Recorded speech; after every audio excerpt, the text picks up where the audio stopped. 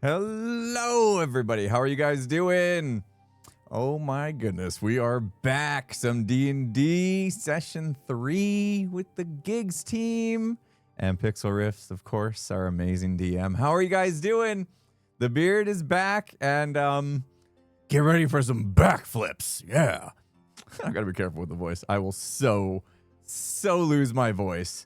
And you know what? I need it. You know, I want to finish making my Hermitcraft video this week, so you know we're gonna need the voice. But it's good to be back. It's good to be back. We were hoping for last week. Obviously, you guys, you know, we postponed it another week because Scar was dealing with some infections and stuff. So hopefully he's feeling much better today. We'll see. I think this is gonna be a little bit shorter of a session than usual, though, just to make sure that he's good. Pixlriffs has designed us a campaign today, or do you call every session a campaign? The whole thing's a campaign, right? But yeah, it might be a little bit shorter. We'll see. You never know. Once we get improving, who knows? All I know is, wow, this is sticking so far. Pretty good. Almost too good. The whole thing's a campaign. This is just a session, I suppose. Aussie Joe, thank you so much. Appreciate the 10 gifted. I've got to make sure, like, I'm super paranoid that I'm like not muted, because like that's happened before where I was like talking over top of them on their streams. You guys would tell me, right? If that was happening. I hope not. Aussie Joe, thank you so much for the 10 gifted. I appreciate you. If you guys have gifted us up, make sure you say thank you. Hey, it's Low with the 5 gifted as well. I'm not hearing bombs and stuff going off today. I don't know why. Our setup's a little bit different for D&D. Routing audio through different things. So, Ellery, thank you so much for the 10 gifted as well. You're amazing. Thank you. Can't wait to see what Pix has in store for us today. But yeah, I used fashion tape. I'm peeling back the curtain. Used fashion tape, and it's sticking pretty good so far. We'll see how it lasts. But I'm excited. Some more D&D today. Hopefully you guys are too. Fork Therapy, thanks for the 200 bits. Have I seen the show The Pit? No, but I've heard about it. Pretty good. Lovesick Plaid, thanks for the 100 bits. Says Metro Mayhem mug arrived. It's heavy enough to counterbalance my tremor. Oh, well, that's good. I'm glad you enjoy the mug. That's a good looking mug. I almost wore my Metro Mayhem shirt today. Had the podcast, though. We recorded a podcast today. So I decided to just wear a plain black t-shirt. You know, nothing. I don't want to take any attention away from our guest. All right, that's as much as I'm going to give you for now. You'll find out. Not the podcast that's coming out tomorrow. That one was recorded last week. I stuck this too close to my lip right here. It's probably a bad idea. But next week we have a guest, and it was amazing. We had a good recording. All right, I'm going to be messing with the beard the whole stream. I'm kind of like looking over to see if any of them unmute. Tomorrow's theme. We talk about some stupid things humans do, including ourselves. Not to be confused with the We're Idiots podcast that we did a long time ago, but it is about like weird things that us humans tend to do that don't make a lot of sense, but we do it anyway. And so we came up with some examples and some things that we actually do and some things we hate seeing others do. But yeah, it's a fun one. So that's tomorrow. It'll be good. Backflip after eating 6 dozen eggs. Oh, man. Anyway, thanks for joining us, guys. Can't wait for this one. Is the lights working today? I didn't test that. Yeah, they're blue. Okay, cool. Nice. I used that computer that controls these lights for the podcast, and so I was literally scrambling to plug it back in right before we went live, so I was a little worried. You can actually see in the corner here, this bit right... Why is this so hard? Right there. That's the software.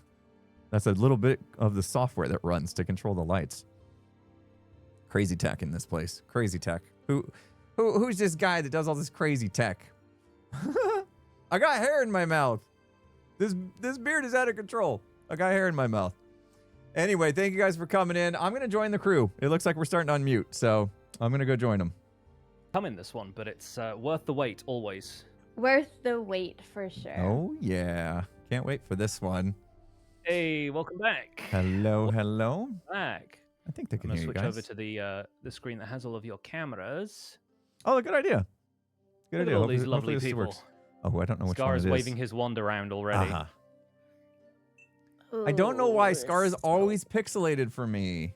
I'm he's- pixelated for me. He's crystal clear right now. Everyone's in high don't- fidelity on my side. So I don't know why Did someone Scar's... say crystals? Crystal. you're made of crystals for impulse right now, which is the problem. Dude, I don't know why. How we all doing? Oh, Good. chat- Good. Chat is extending so much love for Impulse for rocking the beards and for Scar for rocking the beards. Good beards, guys. I have so much hair in my mouth right now. I don't remember getting this much hair in my mouth. Oh my god, we got so much in our I mouths. ordered it's insane. horns, but I live in Newfoundland, so it'll be months. Oh my goodness.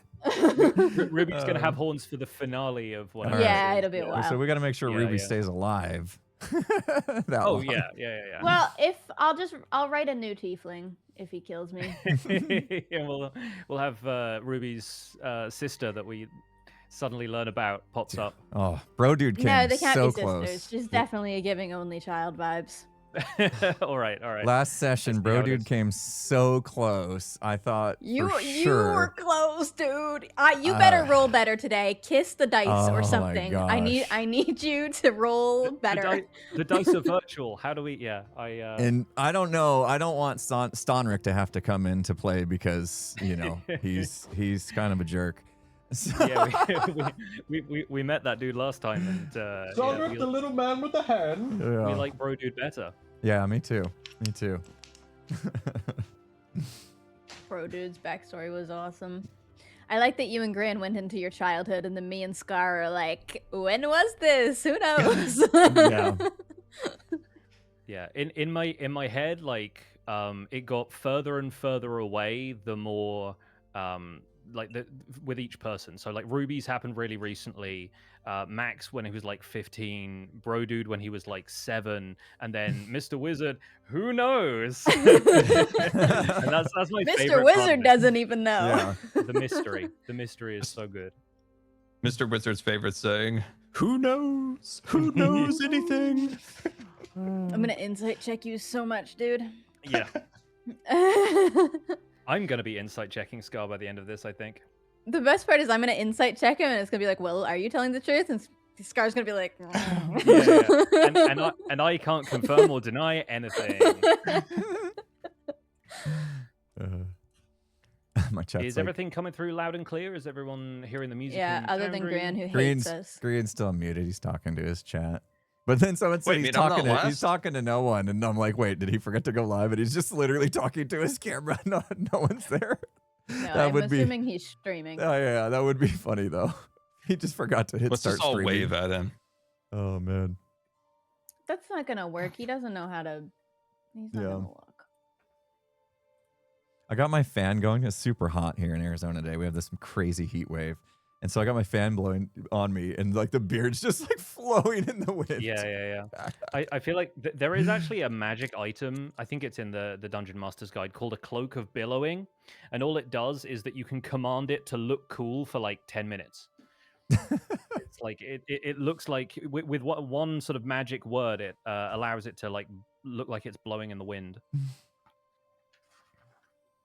Are we gonna use Scar's or Mr. Wizard's hoverboard today, please? Can we please use it? Like Mr. when he Wizard got needs to get that, his, I've been do excited. His ritual for his cat. Every session, I'm like trying to find a reason to use the hoverboard, and we have yet to use it.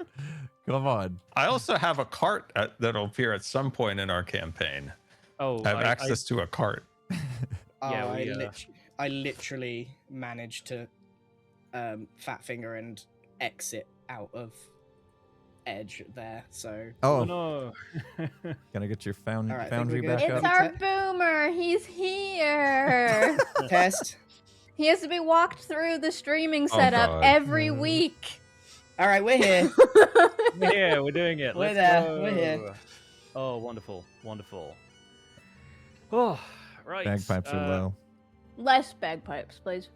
Yeah, I I think you could turn the bagpipes Yeah. up. They sound a Can little we have a quiet to me. recap, Pix?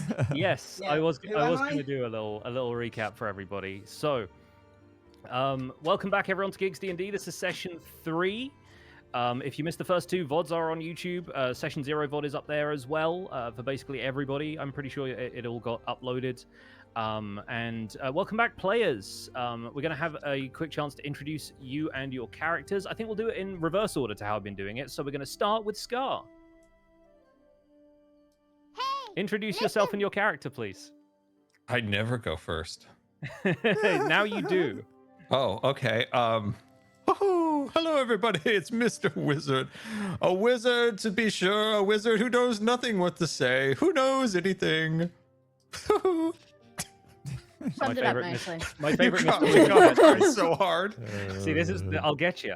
I'll keep you on your toes. This is how. Pix how we is like do a teacher.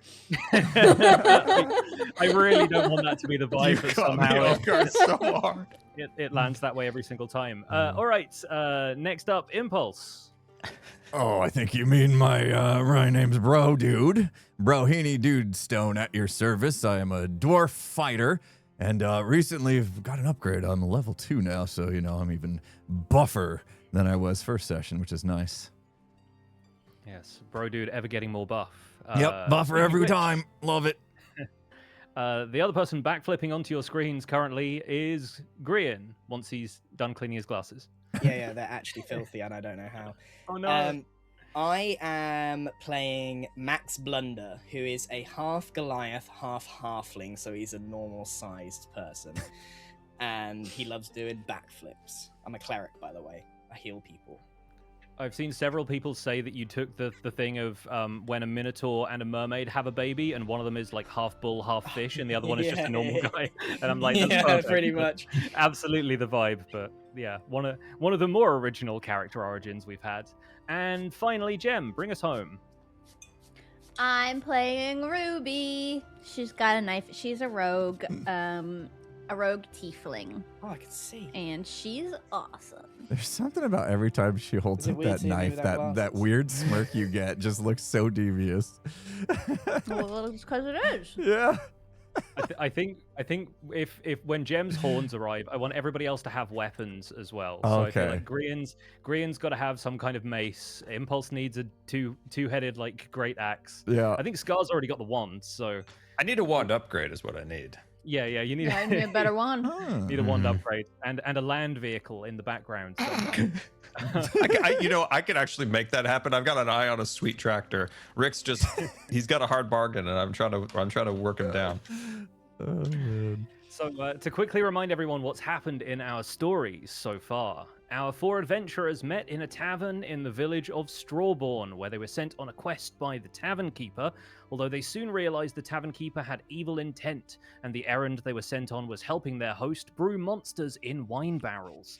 The group took her down and thus prevented the village from becoming a hotbed of monster activity. They then moved on to the town of Nailbrook, where their first night's sleep at the local inn led to dreams of their past that became engulfed in flames and the sound of horses' hooves. They awoke to find that many others in the town had had similar dreams, and some of them were exhibiting symptoms of fever. After asking the healer and doing a little research in the local archives, our heroes went searching for the tomb of a fabled knight who was buried with his noble steed. There they discovered the local folk tales were true as they encountered a nightmare, a dark horse wreathed in flames, and devilish creatures emerging from the smoke it left in its wake. The group fought the nightmare with assistance from the spirit of the horse buried in the tomb, and after defeating it, they took down the coven of cultists who had summoned the fiendish horse using a magical ritual. Returning to the town, they found the townsfolk fever has cleared up, and they settled in for a good meal and a much less disturbed night's sleep. And in an epilogue unknown to our heroes, we saw the nightmare returning to its home in the Nine Hells, where a shadowy figure from Ruby's past may be plotting against our group of adventurers. My bad. And it's believe my all friends with Ruby. Ruby's fault. Can we run an It's all- ad? Ads are let's- running. Oh, Too I late. had Run one ad. auto Too run. late. Yeah, mine got impatient and it ran I during that, snoozed. I unfortunately. snoozed. Well, anyone who hasn't already, run some ads, and we can all take a moment to breathe, stretch if you need to stretch, take a sip of your drinks, and Broth. prepare to return to the world we are creating together. I can't take a sip. My beard's too tight. I need to Rock find and Max. the I don't know dragon. where- I don't know where he's gone. Look, check behind the sofa. Can't see him, can you? He's in there somewhere.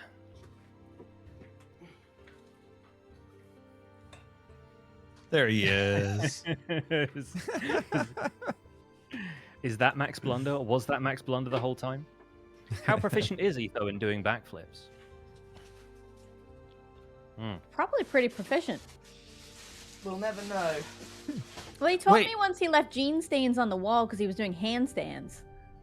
That's right. But I didn't know this either. So- Yeah, he randomly came up to me on Yeah. Hermitcraft one day and declared that. He must have some really dark genes as well to be leaving stains. Or really dirty jeans. I could imagine him doing something really out of pocket like that in a group setting, just doing a handstand without being prompted or asked Without to at consulting all. anyone first. Mhm. Yeah. Yeah. All right. Let's get into today. Do we need to switch to map, or are we good on this one? We will switch to map in just a second, I think. But for now, some fresh music should be playing. All right. We map? What are we doing? I'm not listening. I wasn't Uh, listening. stay, Panic. stay here for now. I will let you know when to switch to the map. Okay. It is morning in the town of Nailbrook, and the summer sun is already high in the sky. The birds sing sweetly in the trees and on the rooftops. A gentle westerly breeze is blowing. The fishermen by the river have been up since dawn, taking in the morning's catch. The market traders are opening up their stalls, and everyone seems to have had a much better night's sleep. With that in mind, players, between sessions, I've already taken the liberty of giving each of your characters a long rest. So take a second to make sure that your health is back up to full, you have all of your spell slots, etc., etc. I'll be honest, I don't know where my guy's gone. If you go to the actors panel on the right-hand side, Click it. There he is. you should be able to find Max Blunder Yeah, there in the I'm all players good. folder. All right. And I'm going to switch us over to... 1 second. Where's it gone? Ah, yes. We're going to switch scenes, and if everyone wants to switch over to the map view, we'll be able to see Mr. Wizard's bedroom. where our story begins. Hello, everybody. We see the Cat's Tail Inn, where our group of adventurers is once again making their way downstairs for breakfast, except for one. Mr. Wizard has been up for an hour already, magical thoughts filling his brain as they so often do. He has produced some chalk and drawn magical symbols on the floorboards, and a bundle of incense is already beginning to smolder in a small brass stand, no doubt produced from his satchel of trinkets. Mr. Wizard is, after many long hours of magical guesswork and following up on several hunches, casting the spell Find Familiar. What do we hear Mr. Wizard muttering under his breath as he works on the ritual? Alakabdan, alakabam, alakahoo, hala! Find my old friend, be back! Ah, alas. What is this convoluted spell? I've incensed this whole room, and my head is spinning now. Mr. Wizard has unfortunately forgotten his spells. And he's trying to remember how to crest his familiar, to bring his friend, because he wants to show and tell it with his other new friends. Yes. So, according to the description, all you need to do with Find Familiar is spend 1 hour casting this as a ritual. You have to burn incense worth 10 gold, which is consumed by the spell, and you gain the service of a familiar. But I wonder if there's anything else you would like to add to the ritual in terms of flavor to invite this particular familiar to appear. Ah. A treat. I must prepare a treat. I'm going to place a small treat in the circle. A little snack, if you will. Mm-hmm. With that, I start casting my wand in a swirling pattern, knocking my hat off of my head, choking on the incense. And woo! With that, smoke Downstairs, starts to appear. there's this sort of faint smell of incense kind of drifting down as everybody begins Everybody's their getting woozy, by the way. breakfast. up there! I'm sorry, I'll open a window, I'll crack it. I can barely breathe down here. What's going on, Mr. Wizard? Scar, if you'd like to open up your character sheets, Yes. head to the spells tab on the right-hand side. Let's see. Yep, spells. Yep, and find familiar, And click on Find Familiar. and then just cast the spell. Yeah. Okay. Okay. So the way this is going to look is it should give you an option of what type of creature to summon. It pops up with Celestial, Fey, or Fiend. And if that's not popping up for you, don't worry too much. I can do some Yeah, of it this just for you gave from me my the side. find familiar tab with all of the like characteristics of it, but nothing to like click. It just says refund resource. That's the only thing Oh, it gives great. me. An Yeah. option.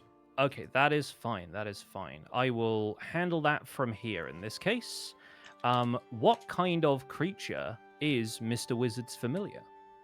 Cat. All right. So, as the spell completes, there is this moment where you feel the power coalesce. This feeling of creating a niche in reality and magic flooding in to fill the space.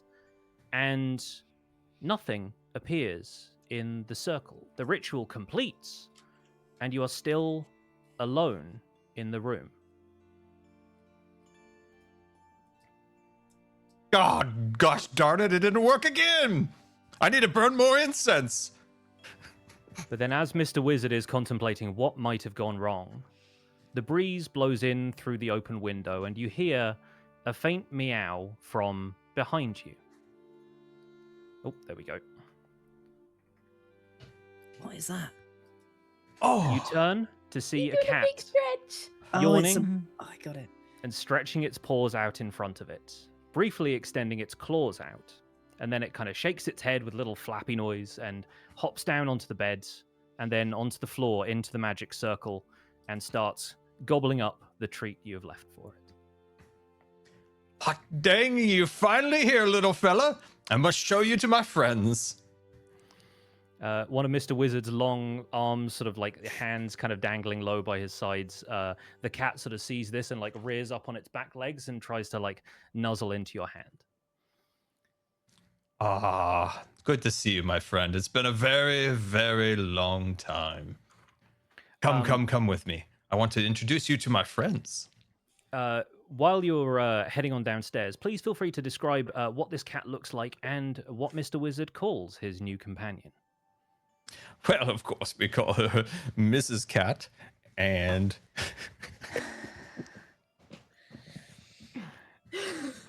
Incredible. It's right there. Okay, I'm making sure that Mrs. Cat is under your control at this point. So you should now be able to Mrs. Cat- move The cat is married. Mrs. Cat around. I have so much hair in my mouth. Okay, yes, Mrs. Cat. Come, Mrs. Cat.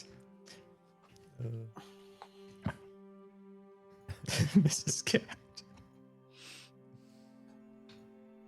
All right, so I can control. Oh, I can control Mrs. Cat now. You can, yeah. What does What Mrs. does Cat it look look like? like?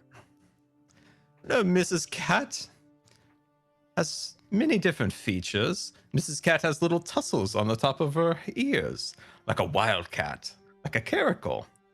Mrs. Cat also peculiarly, its coat changes with the cast of the light. Mrs. Cat sometimes is a darker color, and then with a turn is a little bit of an orange tinge, just like a tiger eye rock. So Mrs. Cat does look a lot like a tiger eye when you like turn the rock around and how it like changes color with its fur. I love that so much. That's incredible. So you almost got like a pearlescence to this cat. Yes, exactly. And it behaves otherwise like a perfectly normal cat. But in terms of the spell Find Familiar, you can send it on little errands. It will basically stay around until you dismiss it. Or if it happens to take damage, it will basically disappear, and you can resummon it later by casting the same ritual. And you can, Mrs. Cat could even go downstairs for you and spy on your friends if you wanted to. But while it's within 100 feet of you, you can see through Mrs. Cat's eyes and ears, and she can communicate with you telepathically. Although I imagine that happens in a series of meows. We can decide later whether she has like a voice or if. Yeah, I'm she just thinking kind of- that improving out this cat is I didn't think about it ahead of time at all. Sure. Really? Really? Are you telling me Mrs. Cat wasn't planned, Scar? No, no. No way. I've been a bit of disposed lately. I haven't had a lot of doing a little improv action here. But I It's like great the idea improv. of like a tiger eye rock, like if that's That's the, very the good. code That's of a very cat. good. Yeah. Yeah, no, Yeah. that's perfect. That's perfect. All right. Excuse me, Mrs. Cat. I will feed you when you get food. You're not married to the cat, though. You're not Mr. and Mrs. No, because then she'd be Mrs. Wizard, surely. Oh yeah. True. Yes, exactly. All right. So Mr. Wizard, at last, after an hour of sort of, you've heard that the rest of you have heard the stomping around upstairs and the sort of various sounds Mr. Wizard has been making while he tries to conjure this cat for the ritual. But at last, accompanied by a cat, Mr. Wizard makes his way downstairs. I've also been clawed by the cat, and I'm bandaging my arm. Which actually is Which real is life. hilarious because you control the cat. Yeah. Oh, Mr. Blubber. They control themselves. We can only apply requests to a cat. Who's the cat? Oh, it's Mrs. Cat. How'd you get a cat? Oh, Do we well, need a did cat? you smell those incense? You Yeah. summoned the cat? Of course I summoned the cat. The cat's been off and on an adventure. I had to summon her back. You couldn't have done Excuse that me. yesterday? I've never seen a cat in my life. Explain to me. What is this creature? What does it do? Mrs. Cat looks at the little man and takes a step back. She has never seen a dwarf either. Wait. You're a wizard, right? And you can cast fireballs and all sorts of things. And you used your magical powers to summon a cat. Of course, it's a delightful companion, and a companion that takes care of themselves, unlike other creatures you have to feed. Can Can the I pet cat? her? Do you control the Yes, cat? you can. I Do you can apply control the cat? requests. I can request the cat to do something, but one can never tell a kitty cat what So, to do. So- just to clarify, because I don't want things to get weird, if I scratch the cat, I'm not scratching you. Do you feel it if I scratch the cat? I'm gonna scratch the underside. Do you feel You this? know, there is a slight tingle in the back of my neck, but Right, I would I say don't no. want. I'm not touching the I cat. would say no. I'm not touching the cat. It's the cutest little cutie I there ever fail to was. see how this is going to help us. Why in don't the you give it a slightest. good, This a is the good pat on the perfect back? pet. Can the cat do a backflip? Travis, make it do a Miss- backflip. Mrs. Cat, would you prefer to do a backflip? And with a gentle nod, the cat has agreed to do a backflip. All right, I'm going to roll this cat's dexterity. Which is surely good. It's a There's cat. no way it's doing a better backflip than us, Max. Mrs. Cat has a +2 to dexterity. That makes sense. And she gets a 17. That's a pretty good backflip. So Mrs. Cat is, If I had four legs, I think, I'd do it I too. think just kind of lazily executes a backflip from the table to the bar, where Hal, the innkeeper, who's looking much more lively than he was yesterday, is bringing around some fried potatoes as this cat sort of somersaults back from the bar to the table. We're not having that. Right, That's the I'm up. cutest My cat. turn. We have to keep My it. turn. We're keeping it. There's no way I'm being shown up by a cat. Here we go. Come on, Max. Show him how it's done. Oh, dear. And with a 7, Max Blunder, having not yet had his breakfast, is unfortunately able to execute the most perfect of backflips. I think at this point, a 7 means you backflip, but you don't do it in a way that anyone would remember. It's too cramped in here. I can't work under these That was conditions. a horrible I haven't had enough backflip. pints to do any backflips yet today. Sorry. Here you are, Mr. Dudestone. And Hal drops the first pint of the day in front of Brian. There we go. That's much better. Thank you. He's sort of serving the other inhabitant of the inn, who's the musician that you met in session 2. He's bringing her some like smoked fish that were caught the day before, and some fresh tomatoes and mushrooms. There is this pleasant smell of food wafting through the room, and he pours her a cup of green tea from a little iron pot, and then bustles over to your table. Good morning. I see Mr. Wizard has joined us. Lovely to see you all. Can I bring you some tea? Perhaps a spot of breakfast? Tea would be lovely. I'll put No another pot on eggs. the fire. Did you say you ran out of eggs? Yes, unfortunately, Mr. Blunder, much as I appreciate your custom, I'm afraid yesterday's breakfast has somewhat depleted my stock of eggs. And in That's fact, right. I think I've still got one. I sort of take one out of my pocket. Start peeling the hard-boiled egg. that may well be the last egg in the entire town. I believe the eggs of the entire street market were depleted as Right. well. In which case, I will have a giant plate of mashed potato. Right, you are. Mashed potatoes coming right up. And what A can I man get for after you, my own gentlemen? heart. A good potato can go a long ways. I could use a potatoes plate for you of then. meat. Any meat you have will suffice. And I'll take an Arnold Palmer. Who's Arnold I Palmer? Not familiar Oh, with that never particular mind. It's from a gentleman. different realm. It's from a different realm. I'll take a tea with a squirt of lemon. Oh, right you are. I think we have some fresh lemons somewhere. I'll see what I can rustle up. And yeah, he bustles off behind the bar and gets to mashing some potatoes. He brings some tea for Ruby, again from this little iron pot that goes above the fire to steep. And then yeah, comes back with a decent sort of breakfast steak for Brohini Dudestone, a heaping pile of mashed potatoes for Max Blunder. This is You delicious. guys require an odd amount of food. I'm That's looking around. a lot of food. Does anybody want some of this buttery goodness? Oh, I do. Let me get my wand in there. Steak and potatoes sounds like a good You- combo to me. You touch my mashed potato with that thing, and that cat's going out the window. Don't threaten the cat! Oh, It's excuse him! me. He is the cat! The cat is him! Mrs. No, it's an innocent gets Mrs. Cat. Mrs. Cat narrows her eyes at Max Blunder. Come here, kitty. I'm just petting the kitty. I slap Mr. Wizard's wand out of his hand and then scoop up the mash with my hand and just start piling it. Oh my God. Yeah, because that's better. I'll have you know that I enjoy a clean environment, and this wand is very clean.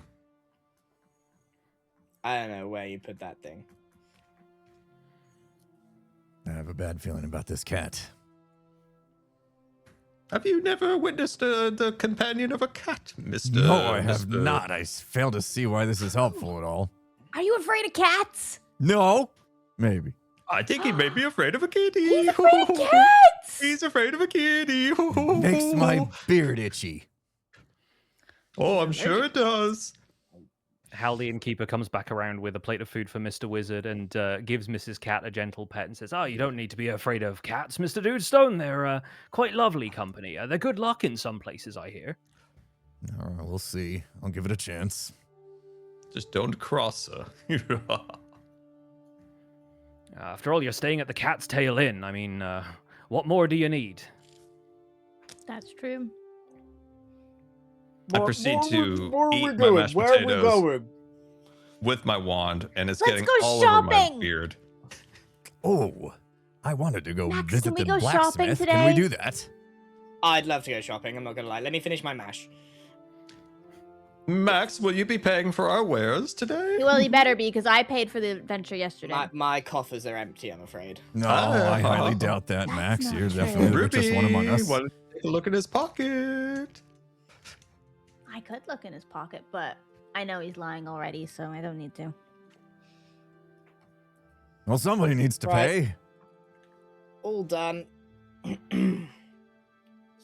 Chug down some whatever grog is in front of me and then stand up, squeaky chair. Shopping time, let's hope that they've got something good to buy. Before you guys head out the door, Hal sees that you're stepping out for the day and says, "Oh, I mean, if you're about your leisure today in the town, I've honestly I've heard a few rumors lately that, well, these are local tales, you understand, but I was thinking about the egg situation. And if local tales are to be believed, there are some pretty spectacular wildfowl to be found in the hills north of town. I remember another party of adventurers came this way, and one of them went into the wilds alone and came back with a huge egg. A single egg, mind you, but it made an omelette fit for a king. It'd be quite the event to make a breakfast like that again. I'm assuming that you're shipping out with the rest of the caravan headed for Mythreach tomorrow. Magic egg. Now, it might be magical for all I know. It certainly made a decent omelette. A caravan?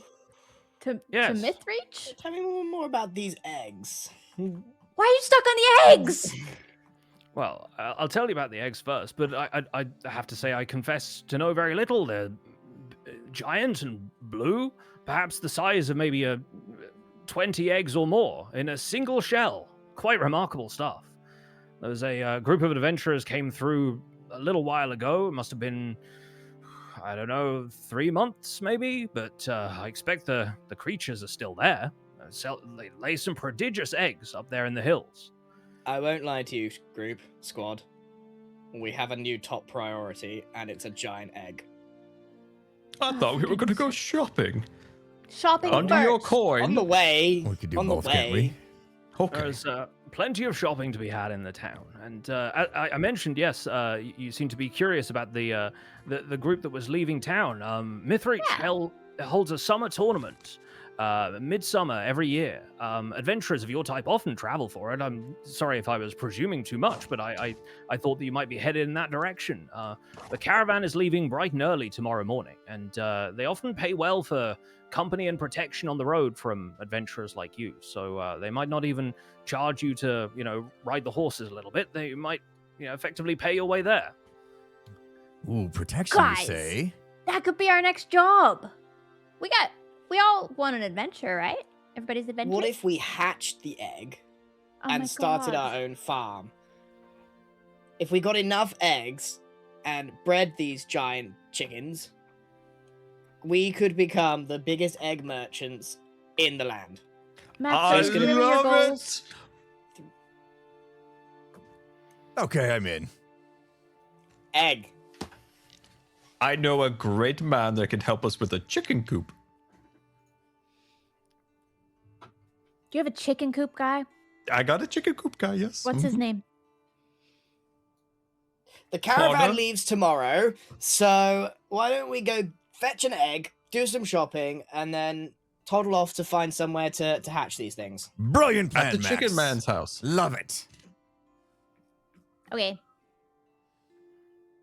All right. So with that, the group steps out into the street, and this is much the same as before. You guys can move around at your leisure. You can drag your tokens around where you will. Scar, you obviously have the option to control Mrs. Cat as well. Let's head to the store. Where is everybody headed? What are you guys out to buy? Blacksmith. Let's just see what they have to offer first. So where should we go? General store? Yeah. Bro can go to the blacksmith separately if he wants. This is... Yeah, I'm going to go do a little perusing. Feel free to join me if you want. You guys can meet up with Bro later. So, at the general store is a robust-looking building with a market awning on the outside. There are a few dried ingredients in barrels, and inside you find shelves stocked with various practical supplies for adventurers and townsfolk alike. In world terms, these are lengths of rope and chain, blankets, parchment, lamp oil. There are jars of various alchemical catalysts and ingredients that wizards might use for spellcasting, etc., etc. In game terms, if you want to open up your books, you could reasonably expect to find anything from the adventuring gear list that appears on page 223 of the player's handbook. He's got book pages for us. Yes. And Off the while top of his head. while you're looking at that, it's not off the top of my head. I have it written down. Trust me, I'm not that encyclopedic about D&D. But while you guys are having a peruse of the goods at the general store, maybe we can go over to the blacksmith and we can see a little more of Brohini Dudestone. And for that, we can actually go over to a different scene. If you'll bear with me 1 second. Mrs. Cat, go keep an eye on Mr. Bro. So I have set this up so hopefully everybody should be able to see Bro's character token on the screen now that I've changed the scene for everybody. So is that showing up for you guys? Not loaded yet. There it Mine. goes. Yep. Got it. All right. So as Bro heads into the blacksmith, you see a plume of smoke rising from the chimney above the blacksmith, but it looks a little different to yesterday. Yesterday it was a billowing black cloud, and now it's more of a calm, hazy grey. And the inside of the forge is sweltering hot, and as you enter, you startle a human boy who's no older than 16 by the look of him. He yelps and loosens his grip on some pliers he's using to hold an item in the flames of the forge. And opposite him, the dwarf blacksmith cries out in frustration, and her hand darts into the forge, pulling back a piece of heated metal held between thumb and forefinger. She thrusts it back between the pliers and clamps her other hand over the handles. Says, "Careful, Robert, or for every customer we'll sell to, we'll lose another piece." And she shakes off her hand, but you can tell that this red-hot metal barely bothered her as she touched it. And then she turns, seeing Brohini Dudestone, and says, "Oh, a customer. Welcome to my humble shop. Blythe Goldfarrow at your service. What can a smith do for you today?" Oh, I didn't mean to startle the boy. That's very impressive work you do here.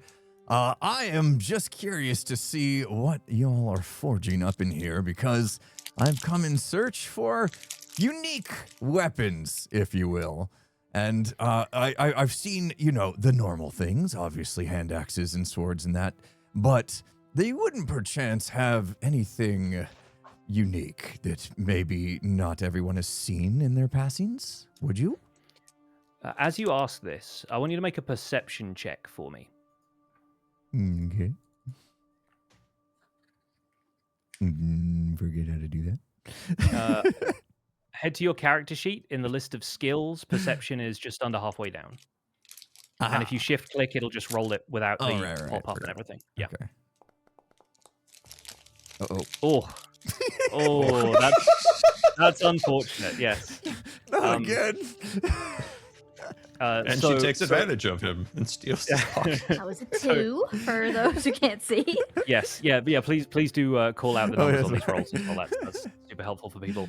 I think you're so focused on the forge area with all of the smoke sort of rising up and the just having startled this young lad that the shopkeeper sort of directs you over to the what to you is the left-hand half of the store as you're facing in towards this counter, where there are clearly a bunch of weapons and armor and things on display, and says, "Well, if it's weapons you're after, take your pick. There's plenty of stuff here." And she kind of comes out around the counter and says, "Well, yeah, no, there's a lot of stuff here. I think a lot of it you'd find fairly ordinary in terms of weaponry and the like. I expect you've seen plenty similar on your travels.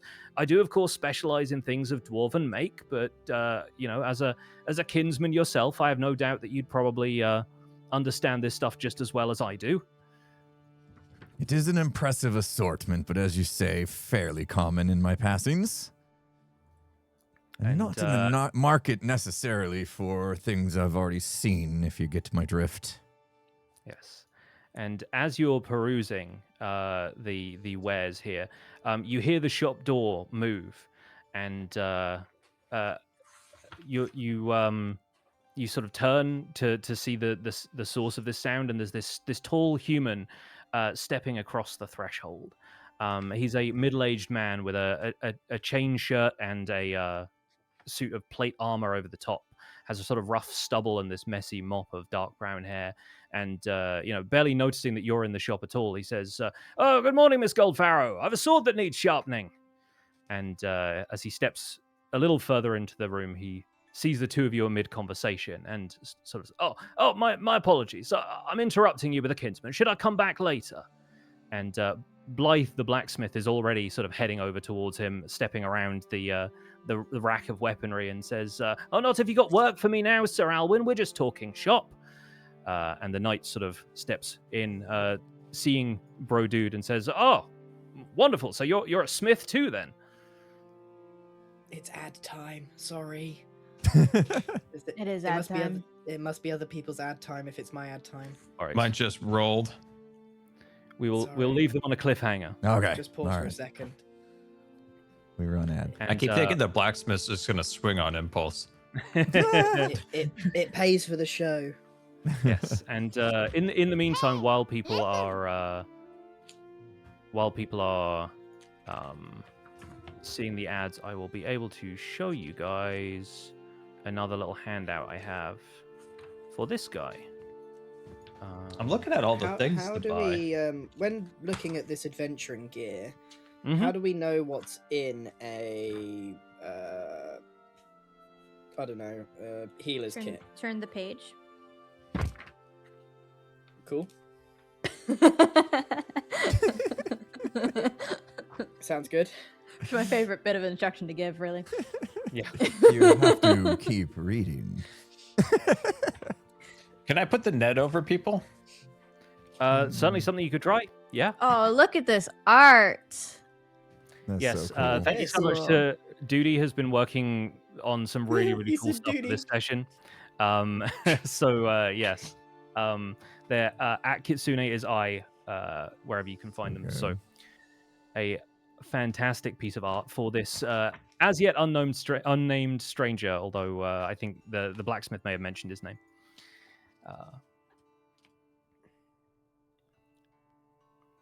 Any other questions about the adventuring gear before we continue with this scene? No, all good. I'd like to buy a hat for my cat. It's not us yet. Oh my god.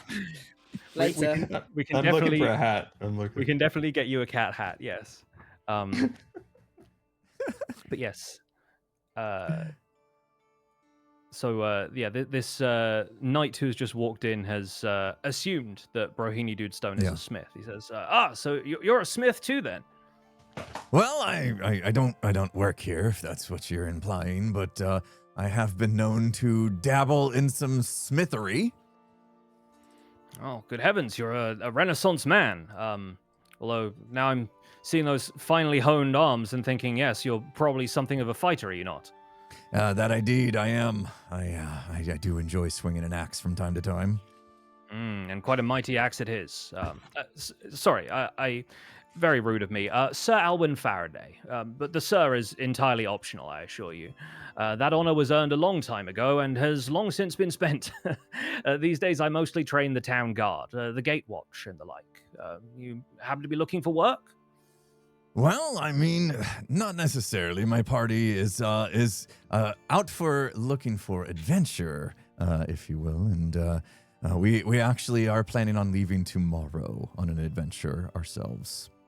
Oh, you headed to Mythreach perhaps for the tournament? Mythreach.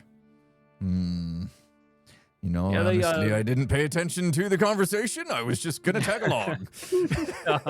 Yes, no, I've had conversations like that myself. Such things are mere details to folk like you and I. And, I was headed that way myself, actually. My business here in town is mostly concluded, and they give me a little time to go and stretch my legs. Speaking of which, I confess it has been a while since I had a real test of my mettle. I don't suppose you'd be interested in perhaps sparring? Oh, I always am up for a good fight.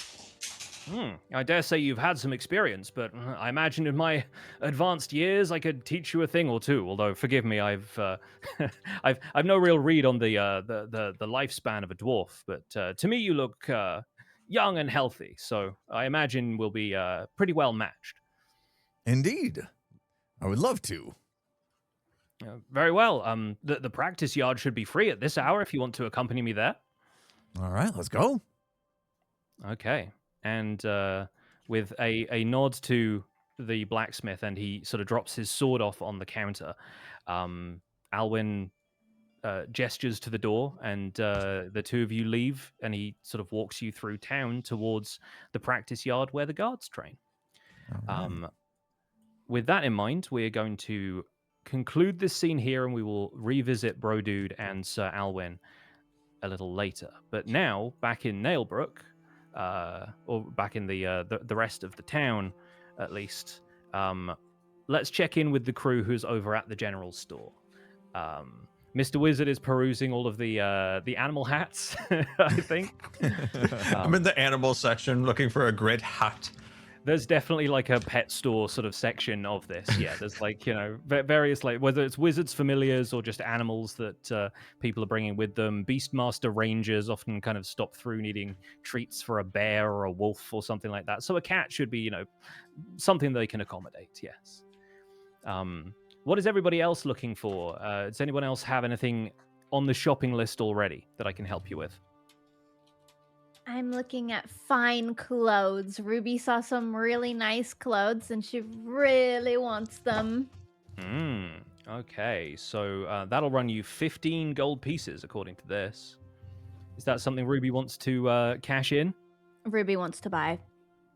Fantastic. Can we pretend it's a really nice dress? Oh, we absolutely can, yeah.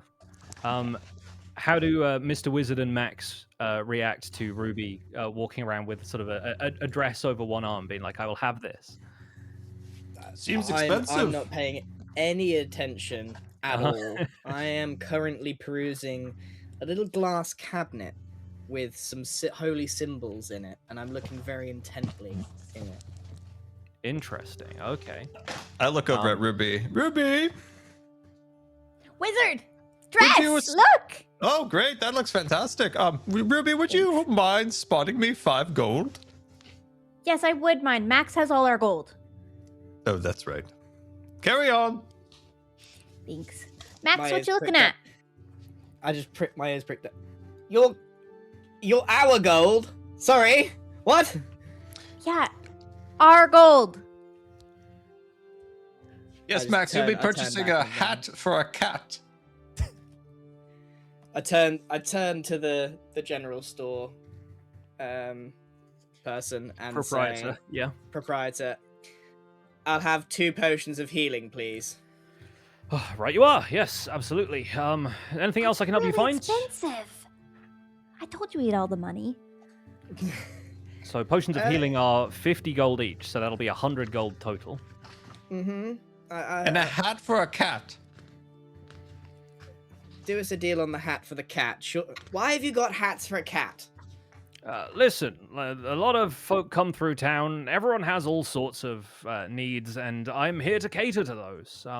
I saw you perusing the holy symbols. Any inclination towards the spellcasting arts? Yeah, it's strange that you have my symbol in here. And I was just curious how much these are. Oh, I'm surprised you don't have one already. If you're, you're already one of the clerical sorts. Yes, I'm wondering why specifically mine is here. Doesn't hurt to have another. Which is it? The paintbrush. Oh yes. Oh yeah. The symbol of Bros. Yeah. No, that's fairly common. I mean, the arts and entertainment often appeal to folk of a clerical sort. Generally, sort of healing through laughter. That sort of thing. Yeah. Well, I have an amulet, but this one's an emblem.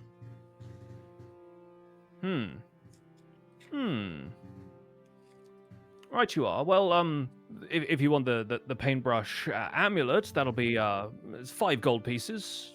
Pretty standard going rate for a holy symbol of that sort. He has so much money. How much money do you have, Mr. Blumber? You can have 10 gold each. Oh, it's a generous. Really? That might be the nicest 10. thing he's ever done. Considering how much gold I think Max has, he's handing out pocket money at this stage. But yes, if you want to subtract 20 gold from your inventory, if anyone needs I'll a throw reminder them on the how to do coin. that. Yeah, I got it. I'm just going to make it what I would spend on the dress. Sure thing. Okay. Mm-mm. I noticed we could buy an airship. What? Wait, what? What? There's a sign over here. There's a book here talking about it's an airship salesman here. Do you see an airship round here, wizard? I don't think even the folks at the carriage works have that kind of technology on display. You'd rather consult the gnomish artificers at Mythreach for that kind of thing. Are you done shopping, Max?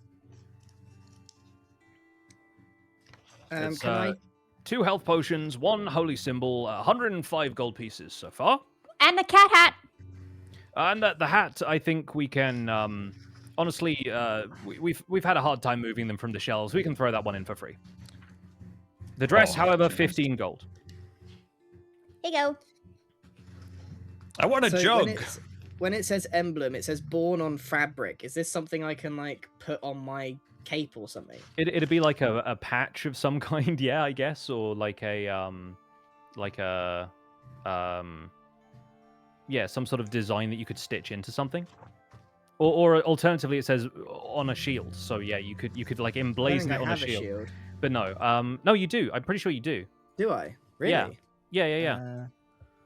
Yeah, it's in I there. It's in your inventory. Oh, sick! I might put it on my shield. I love the fact that it could be a shield or fabric. Like those two are interchangeable. Yeah. I mean, it's. I feel like it's. Imagine like the difference between like an iron-on patch or like a vinyl decal is sort of the difference. I think.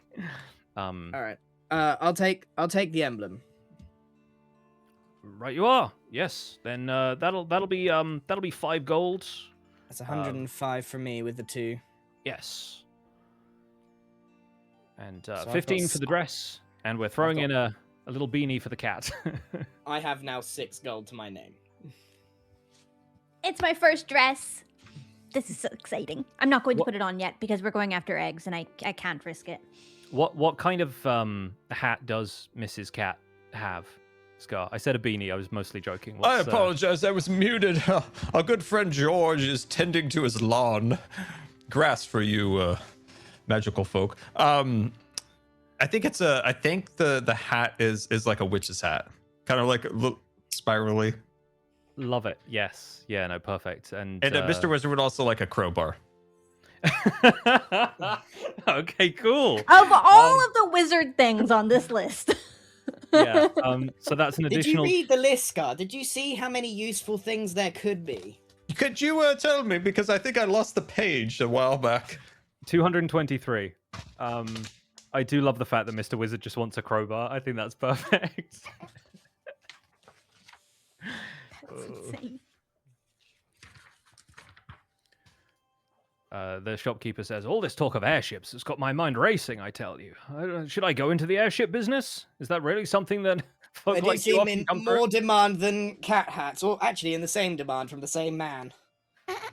Well, yes, you seem like quite a unique customer, but I've had many I folk wouldn't through get these into doors. any business based on him. He's a bit like the wind.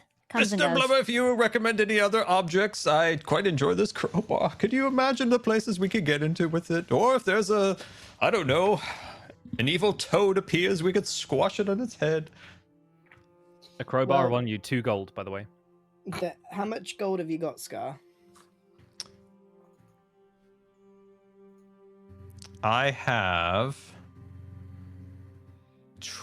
Is it 25? Yeah, I have 25 gold. You should buy a lamp because you're always blind. Oh, I just cast Mr. Blunder as a true, light you of could our just lives. There's I don't know how useful it is, but there's arcane focuses. I'm going to stick to Picks, what are the they? crowbar. Mr. Wizard does have his arcane focus. He's got his wand. I think that's okay. what he's using to cast the spells. Right, He did okay. drop it on the floor. but when he's able to pick it up again, I think that's Max batting it out of your hand. I think it automatically returns to Mr. Wizard's hand every so often, like a lightsaber using the Force. Should we buy something for the small man? No, he's got his own gold. I'll get it. Right, and 1 map, please. Oh, Can you he want a map? read it? Map of the realm, right? That'll be a single gold piece. There we are. Right, down to 5. Right, we're down here. This is for food. do we need to add this to our inventory, or are you going to do that? I will do that for you. So to recap, we have 2 potions of healing going to Max. Let me quickly find that in potion. There we go. We've got 2 of them. 1, 2. Great. We have a map. When it says 2d4, Yes. is that 2 times your dice plus 4? D4 is the 4-sided dice. So And it looks like it would but hurt. 2 of those. 2 of those, basically, yeah. So So it could- maximum 8. And lowest 2, plus Yeah. 2, it says. Okay, so the Yeah, lowest plus it could 2, be is so- 4. Yes. Okay. And the highest maximum would it be could 10. be is 12. Okay. Yeah. 12. Yeah, 10. Yeah. Okay, All right. makes sense. I think potion of healing is a good idea. I'm so happy with my dress. It's lovely. Can I go to the jeweler? You can. Bear with me 1 second while I drop some fine clothes into Ruby's inventory. I'm not going to wear them yet. They'll get all There dirty we in the go. egg hunt. And then, yeah, that's Ruby taken care of. Mr. Wizard wanted a hat for the cat. I think we'll just add that as flavor. Am I missing anything else? The crowbar. You wanted the crowbar as well. The crowbar. I love the crowbar so much. It's And then I've added the emblem on my shield, but I don't know if that is just flavor. yeah. We'll just kind of flavor that in. But yeah, good that you have a holy symbol on your shield. That's very, very nice. Okay, fantastic. So Ruby splits off from the party and heads to the jailer. The jeweler. Sorry, Very the jeweler, different. the jailer. Yeah. So yeah, I think Brohini Dudestone has already left the blacksmith. So at this point, Bro is sort of out of the picture. We'll kind of put you over there for the moment. And yeah, Ruby, you head on into the jeweler.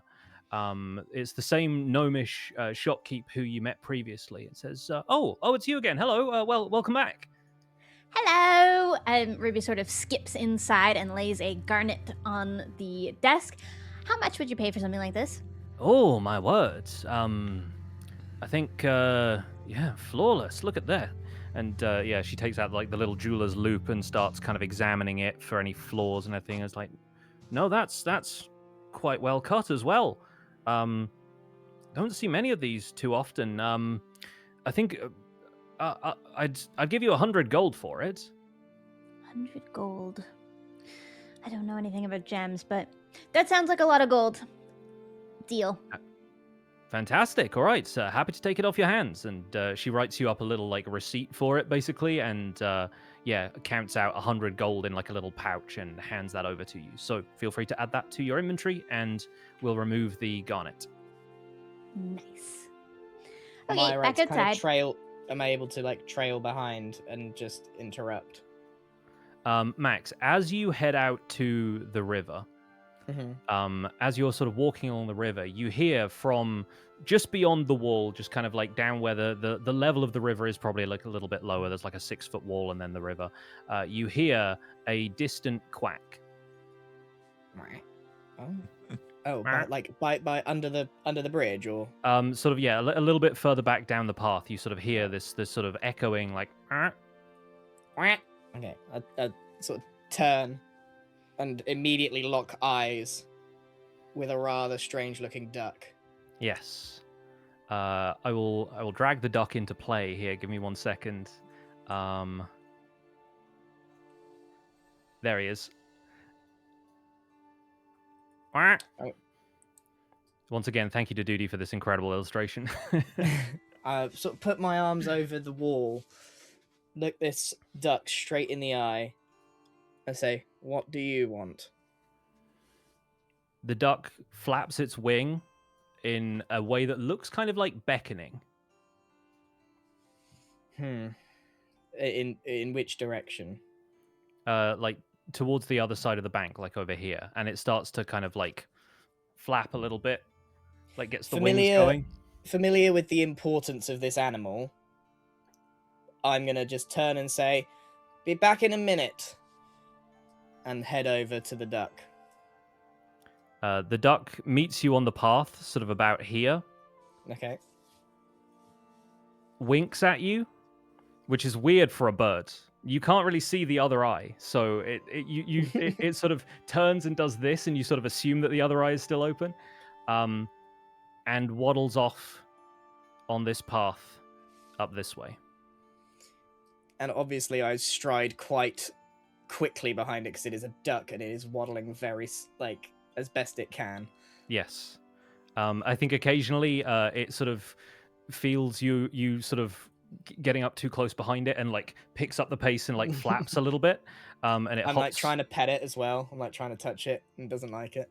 It hops past the tree, past this little lamppost, and then heads up towards an area that you see quite clearly is some sort of temple. There's a statue outside, a sort of non-denominational temple, and there's a cat sort of curled up by the statue, and the doors of the temple are wide open, and inside you can see a dragonborn cleric is just kind of going about attending to something on the inside. The duck sort of looks at you and goes, "Wah." Whack you are. All right. And then I sort of move up in front of the temple, take a look inside, take a look up at the building. I turn back to the duck and sort of point inside through the door and sort of just asking the question in a way that the duck understands. It kind of goes. It like bobs its head. All right, I'll play your game, and I'll go inside. Right inside the temple, there's this brass-scaled dragonborn, sort of tall, heavy-set, very lizard-like features. Has these blue robes that kind of accent his scales, and he's sort of carefully pouring water from a copper bucket into a basin at the foot of one of these shrines. The floor is this lovely polished stone. There are carved pillars, and in between each of these pillars is a shrine to some deity or other. The more generous gods even share a space. And so you maybe recognize a couple of the pantheon here, but the Dragonborn sort of spots you walking in and says, "Oh, welcome, traveler.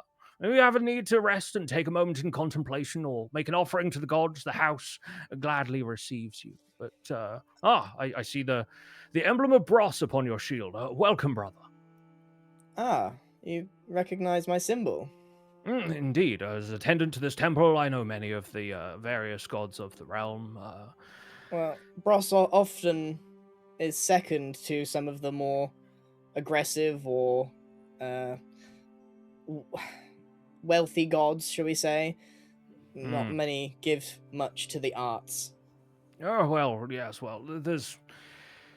Such is the way of these things. The gods are patrons of various people. The downtrodden deserve just as much faith as the mighty. And indeed, we cannot all be Freya the War Maiden, or Otar the Promised, or even the great Bahamut whom I serve, but there are, of course, many gods and many, many people throughout this world. Well, I'll be completely honest with you. Although I display incredible connection to my god, it's rather reluctantly, and I have been rather led here. Do you have any statue to Bros, or any kind of imagery?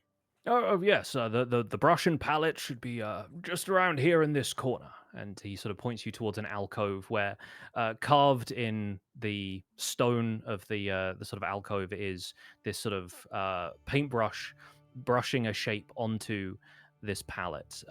And this one has been adorned with some various colors, and there is something about these brush strokes that I think this is something that maybe Rufus would have taught you in your early studies, is that the theologians, the various sort of religious scholars, have always argued over whether there's a shape in the center of this palette that looks like either a rabbit or a duck.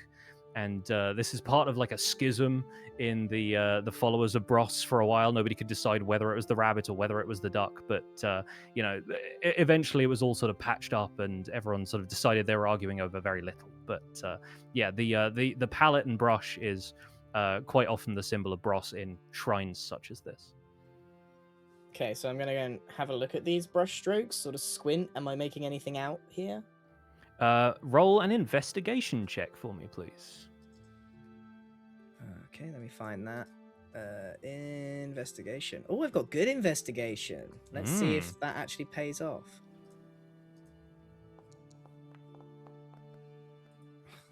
too bad, I guess. 14. Yeah, with a 14, I think you're definitely on the duck side of things, which makes your new companion slightly more curious as a factor. But yeah, there's something about like the shade of green that looks very similar to the sort of mallard green head that the duck has, and there's a flash of blue that looks like the blue sort of tint to the sort of patch on some of its feathers. And yeah, is there anything in particular that you're looking for in communing with the holy symbol of Bros? Well, I guess I could be looking for some guidance, because I'm feeling a little lost. How would I go about doing something like that? Well, yeah, no, you sort of take a moment in silence and reach out to try and touch whatever the divine sense that Rufus was always trying to instill in you. And it's odd. You feel a pull back towards the doorway, but when you turn and look through the doorway, the duck is just sort of standing there, like idly kind of scratching at the ground outside the temple doors. But this confuses me, because normally the duck leads me somewhere and then goes off somewhere.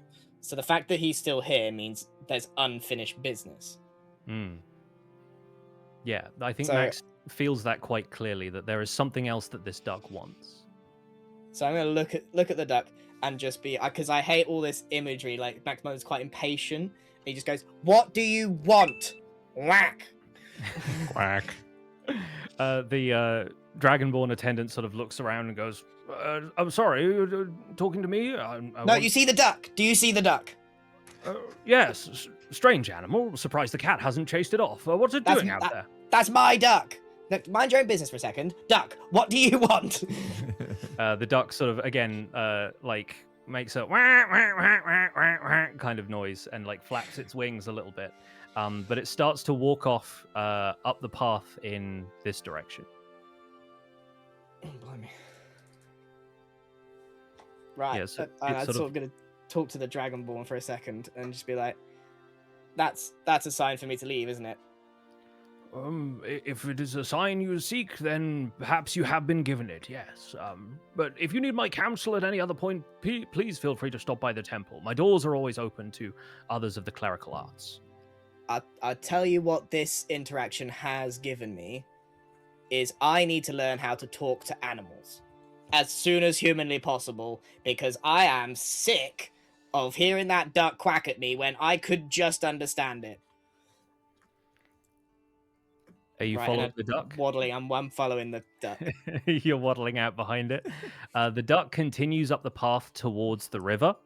And for a second, you think maybe it's just going to like jump back into the river and swim off. But it actually continues on this path that leads north I towards wave the over northern... to Ruby and be like, don't worry, just following a duck. Wizard, should we get him? Do you want the cat to kill the duck? Keep your cat away from me. Do you need help? Not yet. Oh, it's And I okay, think- Mrs. Cat. You can eat the duck later.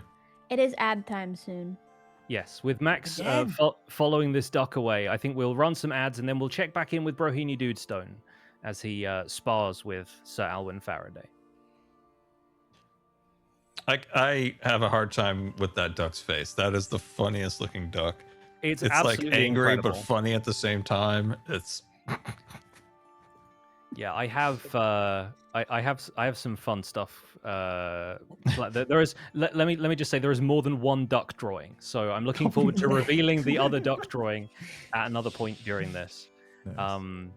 But in the I meantime, don't really know what to do with the ducks. I wish I could speak with animals.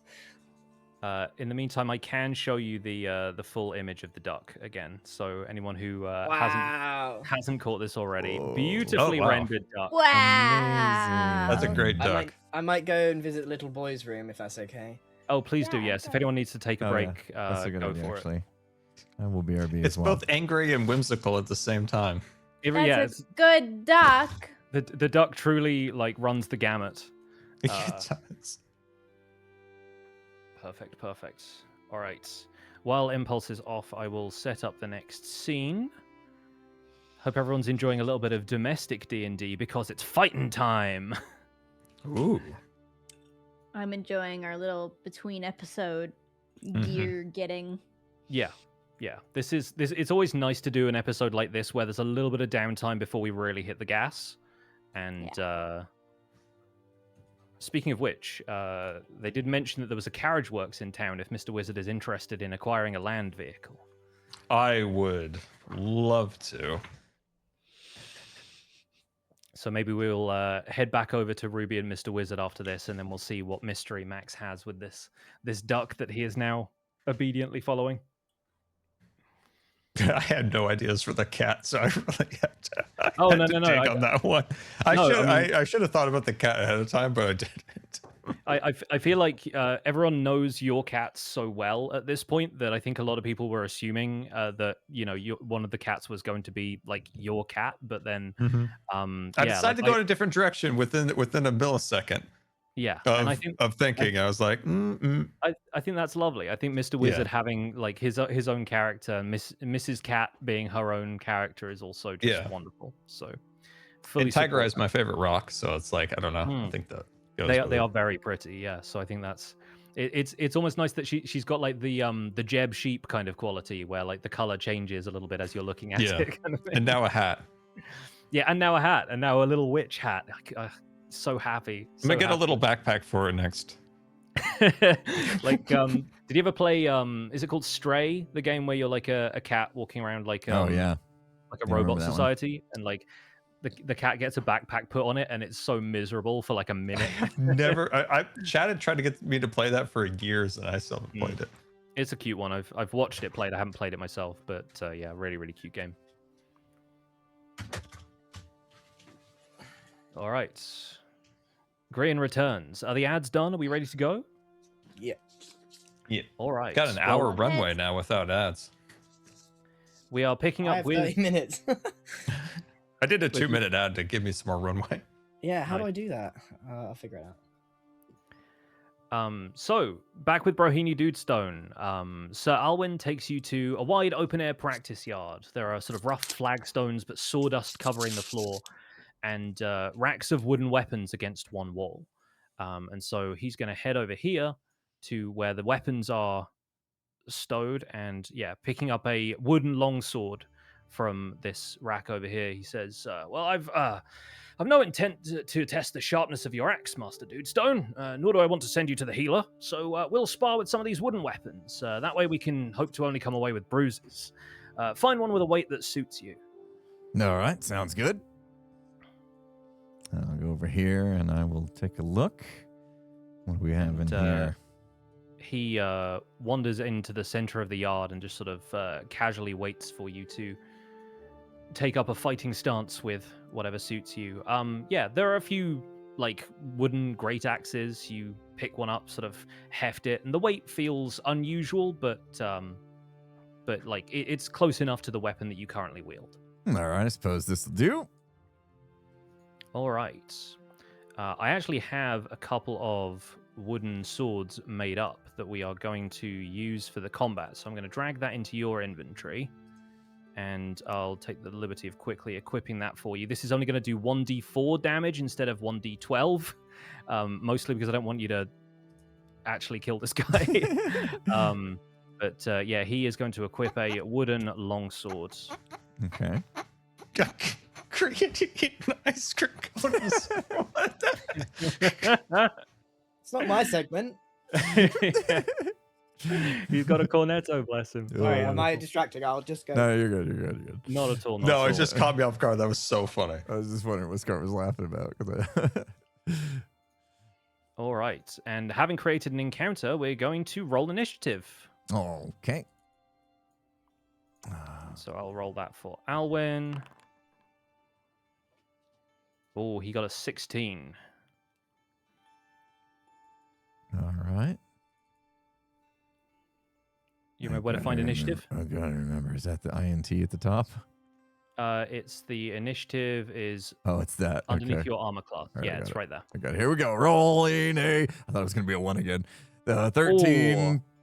And it turns to be +2, 15. For a total of 15. So he goes just before you. He's going to say, now's the time as good as any. how about you? And he swings at you with his wooden longswords. Oh, and he critically fails. Okay. Oh my goodness. I will reveal that to everybody so you can see it in the chat as well. But yeah, he steps up and stumbles on the courtyard. Just like a flagstone kind of catches him off balance, and Wow. he stumbles into you. And my apologies, I didn't mean to rush at you quite that well. Oh my goodness. Well, I've left myself open to attack. You better press the advantage. And we will move that over to your turn. All right. And now if I go to my Great Axe Wooden, that's the one we're using, yeah? That's the one. Yep. All right, we'll give that a go. And I have an 18 plus 3 plus 2, a 23. 23 definitely hits. So go ahead and roll damage for your Great Axe. It should be in the little chat bubble above. Where is my The, chat? I'm struggling. Okay. Here we go. Damage. Normal. Oh. All right. Okay, so he takes 4 damage as you take advantage of his stumble and strike back. He says, "Oh, yes. No. Oh, I felt that. I felt that, Master Dwarf. Very, very good." Yeah, thank you. I've been through lots of training in my day. I was ready for this. Aye, you certainly come at me with plenty of force, I'll give you that. But sometimes just rushing down your opponent what do? What if they can overpower you? The trick is to plant your feet right. Some evasive footwork often makes the difference between leaving yourself open and getting away. And he steps in, closes the gap between you, and swings again. This time he rolls a 13. Does a 13 hit your armor? What am I at? That's Where am I? the big number underneath your character 16. portrait. It's not quite. 16. Okay, right. He's kind of swings low, but you're already down there and you're ready to block the swing. And he says, "Oh, I can see this is certainly going to be quite the meeting, right? I believe it's your move then." All right. I mean, it was a brilliant move, but I was ready for it. So, here we go. Let's see what I've got this time. And I roll an 18. All right. Go ahead and roll damage. Ooh, coming at you strong this time, buddy. 7. That's a 7. In response, he's going to parry. So he's going to roll one of his superiority dice, and he parries for 7. So if I go ahead and reveal this to you, he's using an ability that, like, just as you think you're about to land this blow, he swipes it away with his sword and stands back up at his full height and says, "Ha! You see, that's the thing you need to remember. Footwork. I was ready for that blow as it came in low. I brought myself down to where you were about to swing, and I was able to counter. Tactics sometimes are more important than the brute force that you're clearly very good at." I much enjoyed that. I feel like I am learning something new today. There you go.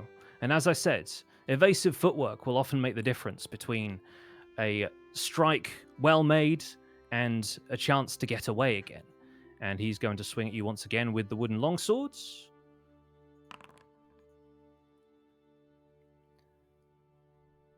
And as he does so, he's going to use evasive footwork as well. And so with that, he is able to spend another one of his bonus dice and disengages. So he swings, he misses you, but as he does so, he's able to clear the distance between you. You, like, move up to block his swing, and he's already gone maybe like 15 feet away from you. And he says, "There you go. See? It can make a difference, you know? It's just it's about the feet as much as it is about the sword arm. You get a chance to strike, but it's also a chance to create space and prepare for an attack." Very clever, Sir Elwyn. I can definitely teach you a thing or two, it seems. Brute force isn't always the answer. Well, it's always worked for me in the past, but I suppose I have come close to death a few times, and some extra footwork may have come in handy. Much appreciate these lessons today. Well, I think we've more to teach each other, so bring it on. All He right. raises his sword. I'll come at him again with my great axe wooden. And this time, 21. Very Whoa. strong today. Let's see how much we can hit for. All right, 5. 21 is good. You make it under his guard, and you can tell that he was ready for another strike, but you surprise him. You feint at the last second and go in with the wooden great axe. You clatter him in the ribs, and he kind of doubles over, half laughing and half in a little bit of shock and winded. And he goes, "Oh, goodness me! Have mercy on an old man." Yeah, never underestimate the power of brute force. Aye, certainly. I won't underestimate it anymore. My turn, I think. And he steps back in, clears the distance between the two of you, and is going to take another quick swing. And this time, will he land? Oh my gosh, this guy is crit failing. Oh my gosh, I think you have winded him, and he sort of he takes a couple of steps towards you, and then sort of holds out a hand and says, Isn't this guy supposed to be schooling him? Yes, he says, "Oh, perhaps my better fighting days are behind me, but I'm glad you're learning, because you could certainly be a better fighter than I before long." Well, what you lack in physicality today, you definitely make up for in the mind. So, no need to be so hard on yourself. Oh, I was always more of a tactician than I was a warrior, but that's how I end up being a teacher, I suppose. And I think the two of you maybe take a short break. He catches his breath a little bit, and some good-natured sparring continues as we move back to town to check in with what Ruby and Mr. Wizard are up to.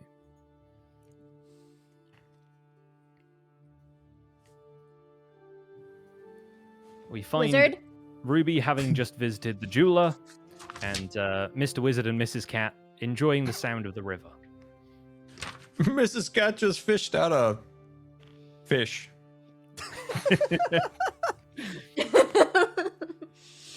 That's very impressive, kitty. Wizard, I have a lot of money now, but Max is chasing after a duck, and I'm kind of worried about it. I did see him chasing a duck. I told him Mrs. Kitty would have taken it down, but he didn't think we bite should, on like, that. Should we sneakily follow, or do you have something else you need to do? I'd like to buy an airship.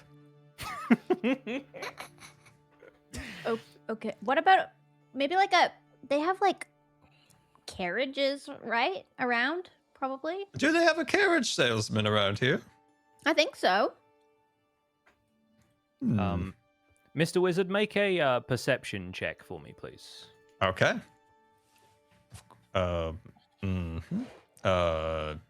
Yes. Oh, actually, click the right one. It's a normal, correct? That'd be a normal roll, yes. Okay, here we go. I'm rolling.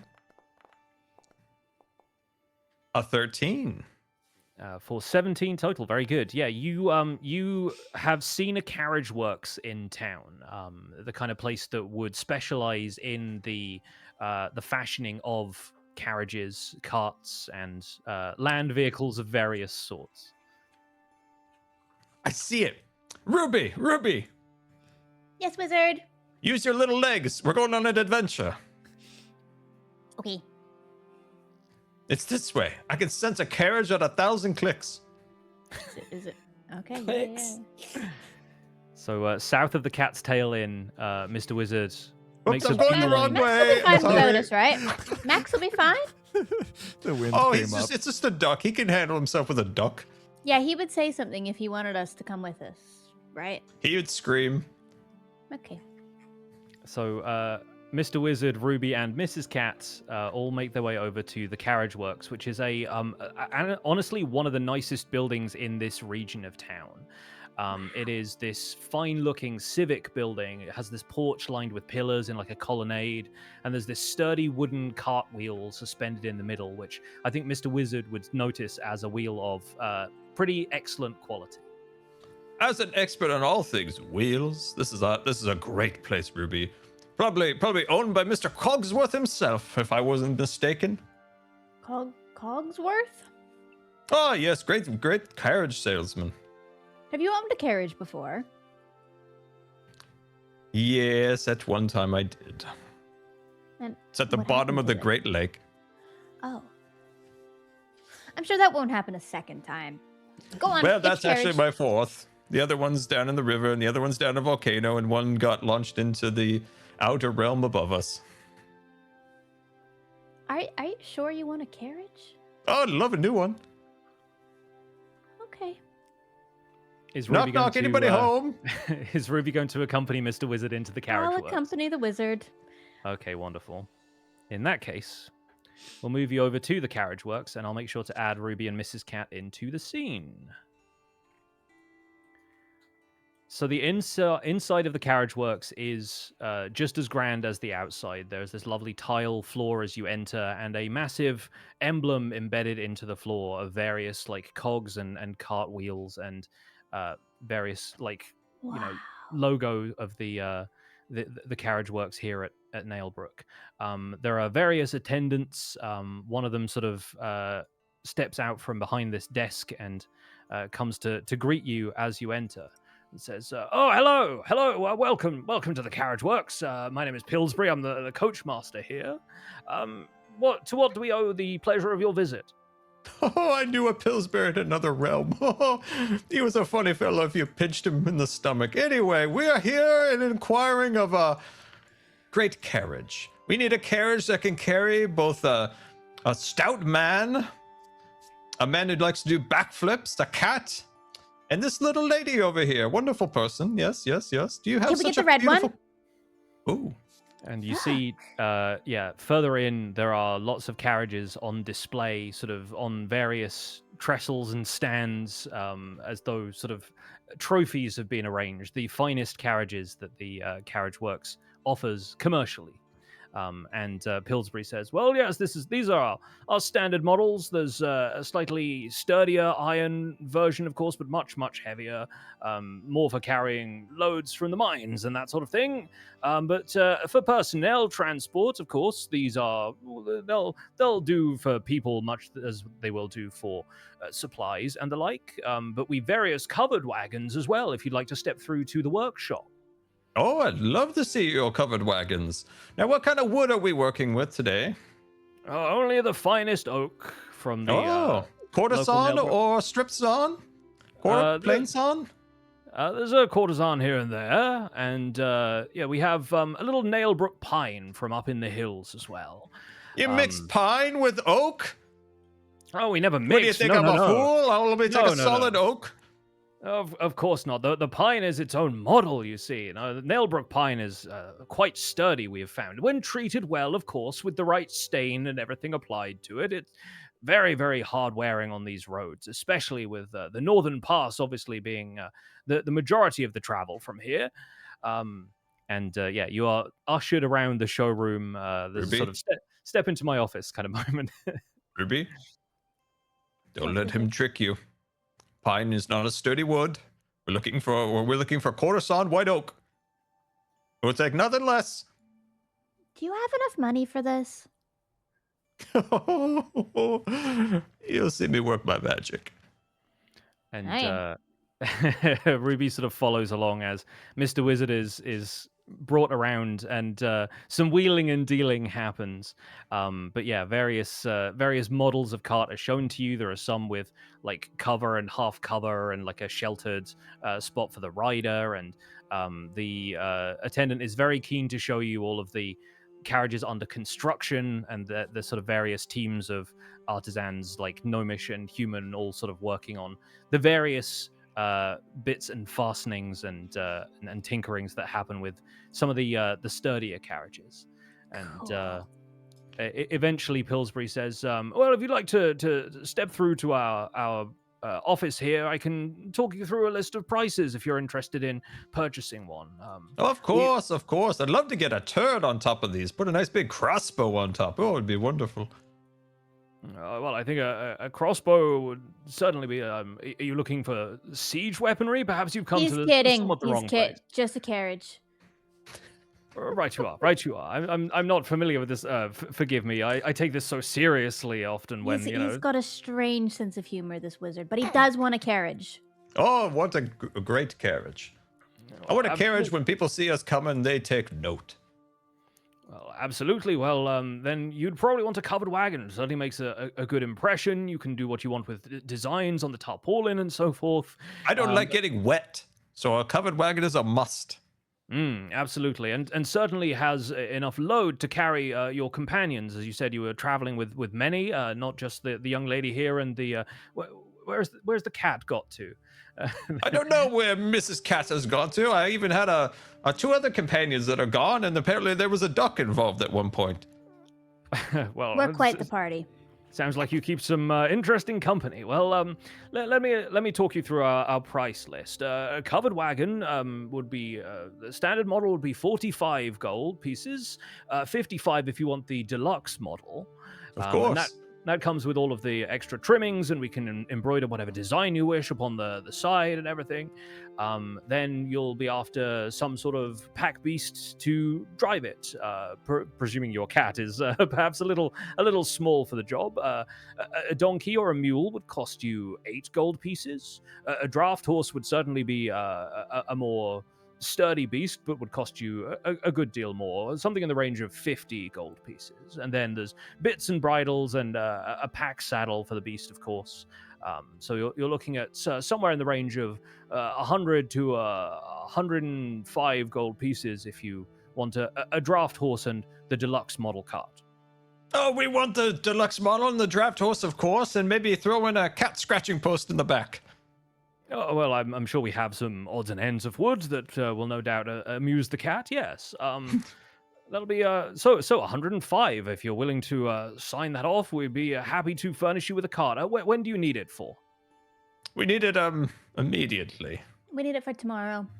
Oh, for tomorrow. Oh, you must be leaving with the Mythreach caravan, right? Yes. Well, yes. No, we can something about an certainly do egg. that. We're on a quest for an egg or something, a duck egg or We're something. going to Mythreach. All right, you are. Well, yes, no, this will be an eye-catching caravan on your travels, I'm sure. And he starts sort of drafting up various ledgers and things. Hold on.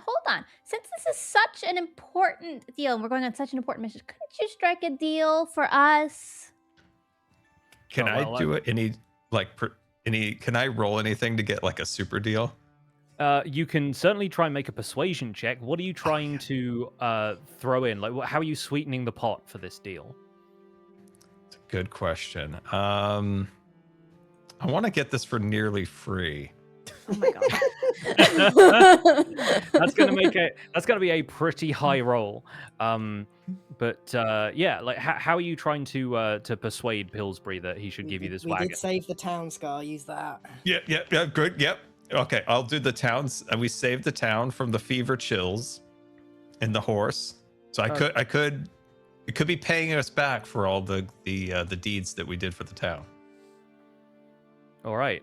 So yeah, you start to explain this. As you're explaining that you're actually the saviors of the town. Roll me a persuasion check, please. Okay, persuasion. Oh wait, wait. Where is it? Oh, persuasion. Oh my god, I had my key on it. Okay, normal roll. Okay, throw on that. Oh dear. Oh, That's an 8. an 8. Yeah. He says, "Well, this all sounds like quite the tall tale. To be honest with you, and you know, I admit that there is some ring of truth to it. We all had these sort of odd dreams and feverish feelings, but it's just a passing fancy. These things sweep through the town. No. I couldn't possibly allow that to factor into this. I mean, I've a business to run here, you understand. And yes, frankly, I think there's very little else I can do. If you don't have the coin, I'm afraid we can't offer it for anything less, unless you want to downgrade the covered wagon, at which point you'd be paying maybe 10 gold fewer, so something in the region of 95, perhaps." What if I threw in a fine dress? Ruby, hand over your dress. No, what? That's not part of the... Absolutely not. I'm certainly not going to barter for the young lady's dress. This is not that kind of establishment. Please, show some decency in this place. This is a house of heritage. Well, oh jeez, oh golly gee, how much money do we have with the pair of us? Oh golly. Wizard, I am not contributing to this wagon dream. I only have 25 gold. Why did we come here? That'll barely buy you a donkey in these parts, I'm afraid. Although an open cart I could let go for maybe 15 gold, and perhaps you could find somebody to sell. No, I think maybe we have a mule that we can let go for 8 gold, so that would come to 23 total. Wizard, Yes. what if we go follow Max up into the woods and we go get those eggs? Maybe the eggs will sell for gold if they're really big eggs. And then you could afford the wagon. That's a great plan. That's a great plan. I quickly turn just for fun and I poke Pillsbury in the stomach and he goes, hoo-hoo, and then we off. Any more persuasion checks against Pillsbury will now be rolled with disadvantage, and you guys head out of the carriage works. All right, we are Thank going to. you, Pills guy. Well, I shall keep this paperwork on hold in case you return for later. We will. And yeah, you guys make your way out of the carriage works. Why'd you poke it? It's a Pillsbury Doughboy thing, and it's such a weird reference to people from the UK who don't get it. So Max, we're gonna head over to Max, because the duck leads you out of town, and you head up through this forest, sort of obediently following this duck as it sort of goes. It's sort of hopping from rock to rock and occasionally kind of fluttering up into the trees. Does a backflip? It might occasionally do a backflip. I'm gonna pause we do here have for an a ad second. soon. Yes. I will get through this bit of description and then we'll resolve what happens next. But yeah, after you've been walking for about maybe 30 minutes or so, you're sort of outside of town. You can distantly see the town wall. You start to see like a couple of little rubbly structures by the side of the path, and there are these statues, some of which seem to be kind of like pointing in the direction that the duck seems to want you to go. And after maybe 10-15 minutes more walking on this sort of rough forest path, it widens into a clearing where there are actually a few overgrown flagstones sunk into the ground. There are these like weeds and brambles growing up from them. And there are a few standing stones, a few large slabs that look like they've fallen. They're perhaps the pillars of some sort of disused shrine. And a few more of these statues are posed nearby, and a lot of them look kind of quite detailed in their carvings. They have sort of simple clothing, like common folk. And amid this pile of rubble in the center of this glade is a massive tangle of twigs and shrubbery laid in the fashion of an enormous bird's nest. And from where you're standing, you can just about make out the rounded edge of a large blue-gray egg, speckled with spots of brown. And I think we'll run the ad there. All right.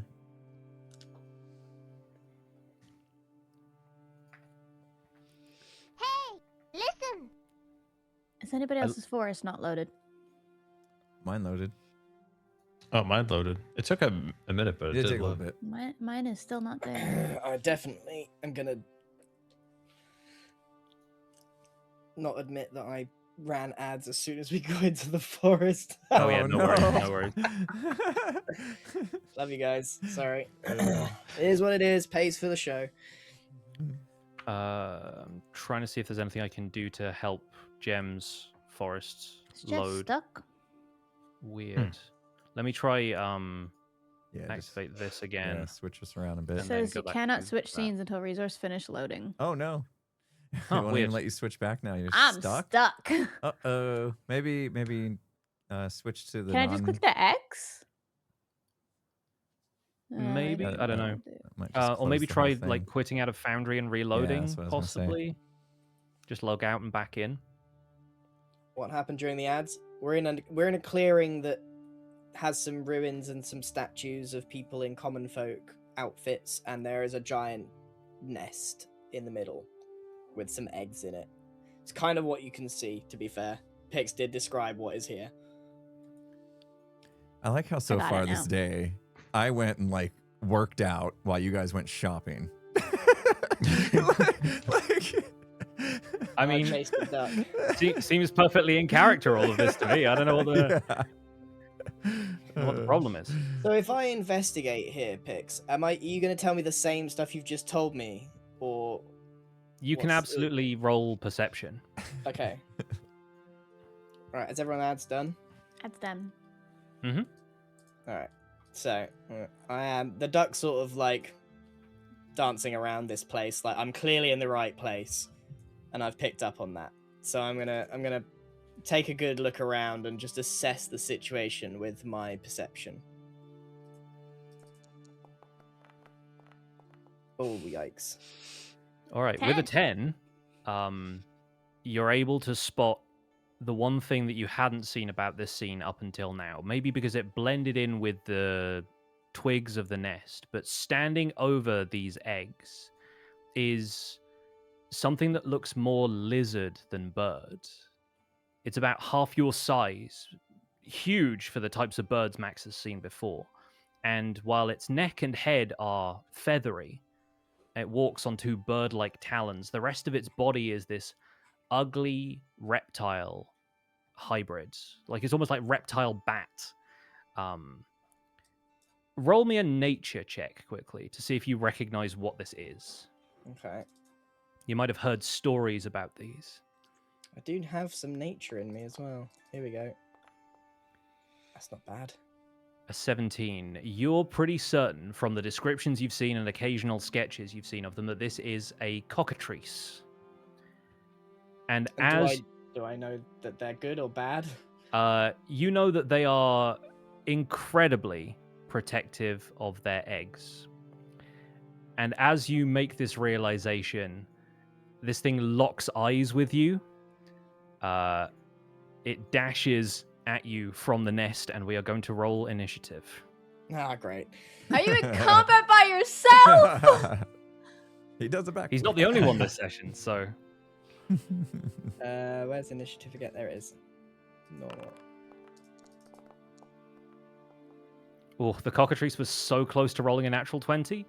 But you act before it. You see this thing, like, getting ready to leap at you, but you get to act first. And I'm going to change up the music so that we have something a bit more appropriate as Max decides what to do.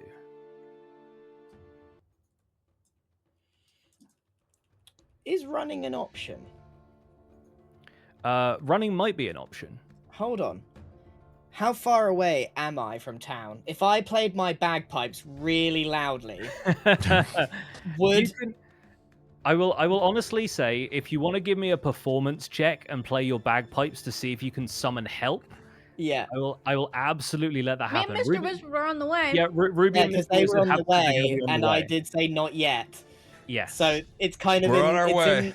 It's in the, because if I can get them to speed up, it might get their arrival in time for the fight, or a couple of turns. What was it? Performance. Performance, yes. And go ahead and blow those bagpipes. Oh, okay. Yeah, okay.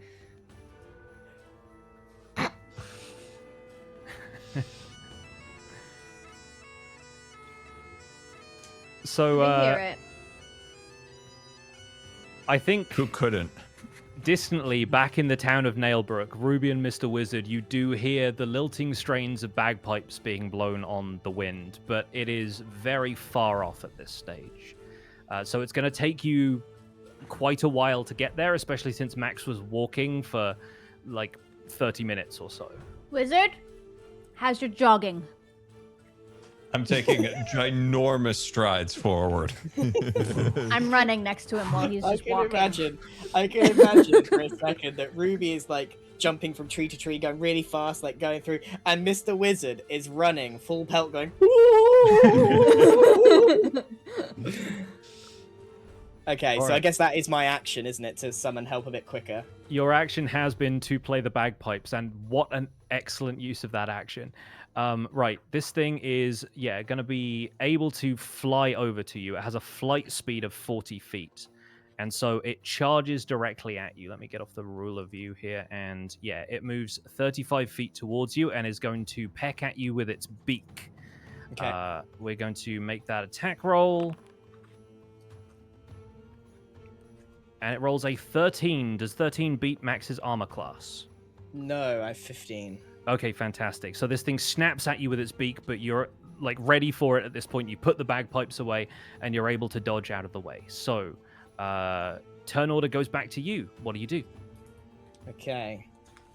You know, I never really get to use my mace very much in so far, so I think I'm just gonna whack it one. Fantastic. Roll for that mace. Right. This thing has this sort of like almost bony carapace to it, but it doesn't look like it's very well armored. A 23 will absolutely hit. So go ahead and roll mace damage. Where was that? Oh yeah, damage. Normal hit. Mm-hmm.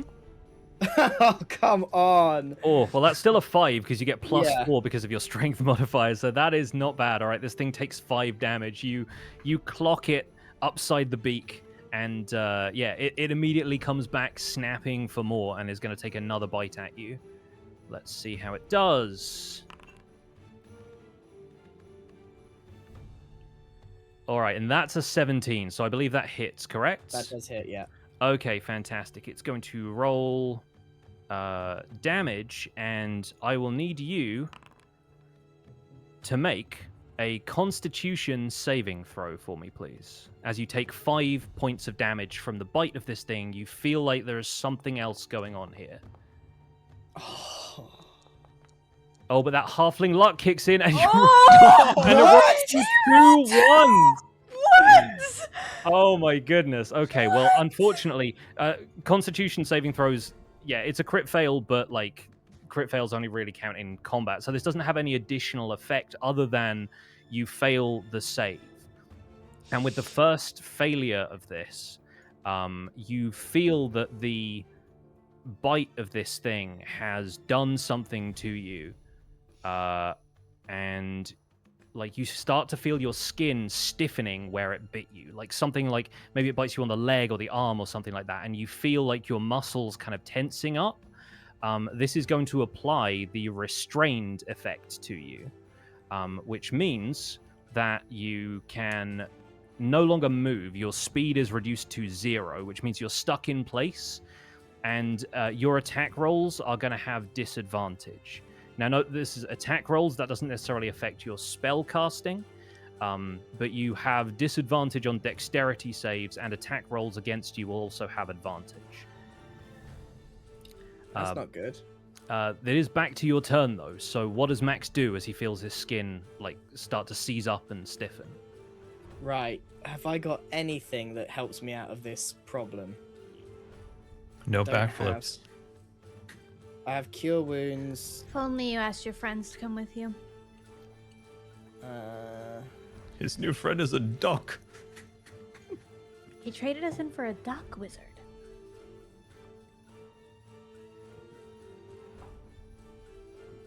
We're gonna Is there have a roast anything in- duck Does after this. command help me at all here? I don't believe so, because I don't know if these things understand language, and I think command, you like part of the spell is you have to be able to understand a word of command. Let me check the wording on that, but I will see. Oh, I mean, it does just say a creature you can see within range has to make a wisdom saving throw, so maybe it does. Because if I can, I need to. I'm turning to stone. I need to do something. Can you call the duck to help him? I can tell the cockatrice to flee, but I can't move. Yeah. No, I mean, command doesn't say anything about it, them needing to understand. It might just be like from a spiritual sort of. It's a cleric spell, so yeah, I think you could try using command to get it to run away. Yeah. Seems like. Well, I'm at a disadvantage at whatever I do. Mm. And I just need to buy myself some time, I think. Yeah. Okay, so I'm gonna try command. I'm gonna tell it to go away. Okay, fantastic. How do I cast that? Do I have to click cast spell? Yes. I'll say flee. And this thing is going to make a wisdom saving throw. It Come may on. surprise you to learn that this thing has a +1 in wisdom. What? But we'll see how it does. Here we go. Okay. It just about succeeds, matching your 14. So this thing kind of clucks furiously. I think you sense that something about its its desire to protect its nest is what has prevented the command from actually working. Like you get the sense that this thing's instinct is overriding your even your spellcasting ability at this point. And with that being everything Max can do on this turn, the Cockatrice is going to step in and take another attack with its bite. And it's going to have advantage on this roll because you're currently restrained. And it rolled a 21 to hit, so it's going to be able to inflict a bit more damage on you, which is another 5 damage from the Cockatrice. Oh, yikes. Are you gonna die? I'm hurting. All right. The next thing that has to happen is you need to roll another Constitution saving throw.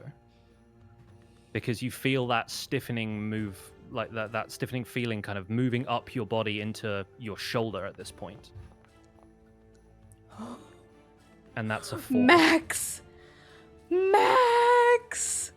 And that stiffening feeling hits your chest and accelerates. You feel it moving through you, and you recognize too late that some of the statues around this clearing were so finely worked that they could not have been anything other than real people who were turned to stone. And that seems to be your fate as well, as Max Blunder becomes a statue here in this clearing. No! Oh no. And combat is going to end there. Mr. Wizard and Ruby, you begin your walk up to this clearing. We're running. You're running still, yeah. You begin the climb, up to this clearing. And I'm going to change the music to something a little different here, as we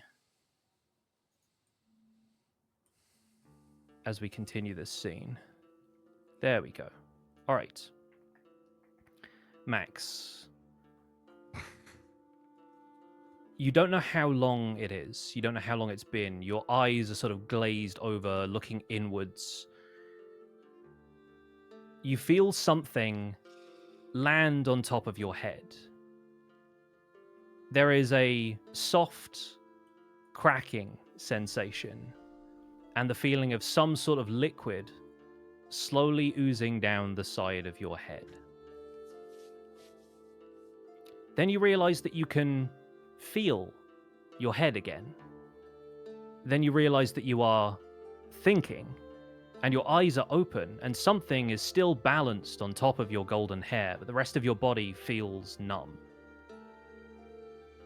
You feel whatever is on your head push off. You hear the flap of wings, and a bird-like shape flutters down in front of you. The duck lands on the flagstones and turns to face you. Blimey, that was a close call, kid. You was almost architecture.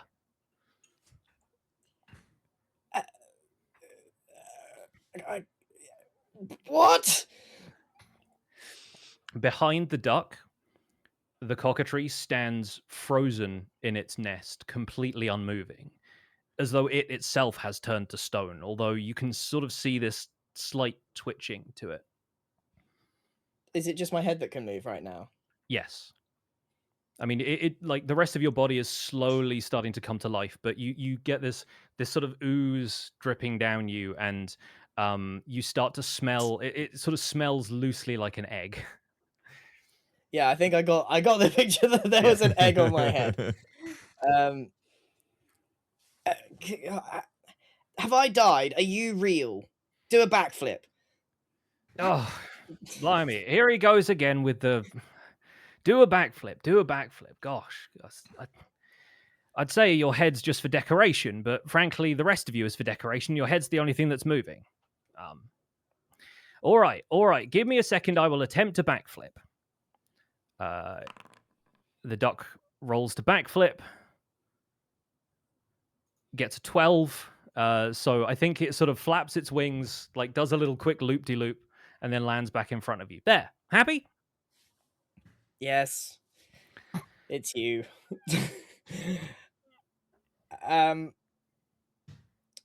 What's going on here? Why can you suddenly talk? You've never talked to me before, not even once. Always quack. I have talked, lad. You just weren't listening. I don't speak duck.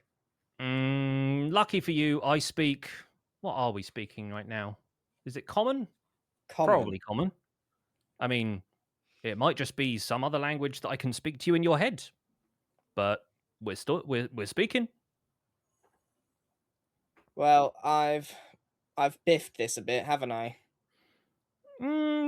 One could say, but you know, I think there have been worse things happen to heroes. Getting bitten by a chicken is pretty low bar. Losing to Cockatrice. Well, wouldn't say you've entirely lost, have you? I mean, look at that thing. Can't move a muscle right now. And you have unexpected allies in your corner. Go on. What's my name, lad? Duck. I mean, Ross. It's good to see that worked. No, lad. No, I'm not Bros. That blockhead wouldn't lift a finger to save you. It's a numbers game, see? Why bother with divine intervention when you've got millions leaving offerings at your altar? But in my case, I had no alternative because I need you. You need me. Yeah. Be honest with me now. Man to man, or man to duck, you've never really been a follower of Ross.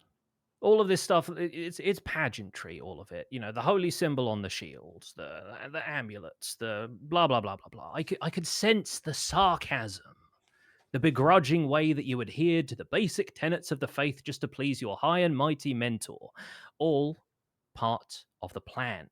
All calculated. My way of siphoning faith from my absurd brother.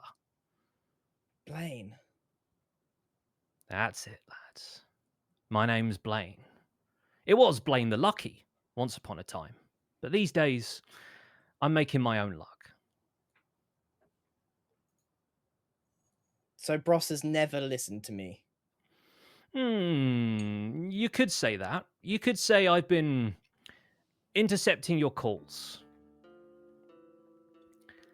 Here's the thing about faith, right? And the duck seems to sort of step away for a second. I will also share with you the other duck that I have in this fantastic art I that love Duty the has done for me. absurdity of this extremely important conversation happening to a mallard duck. Yeah.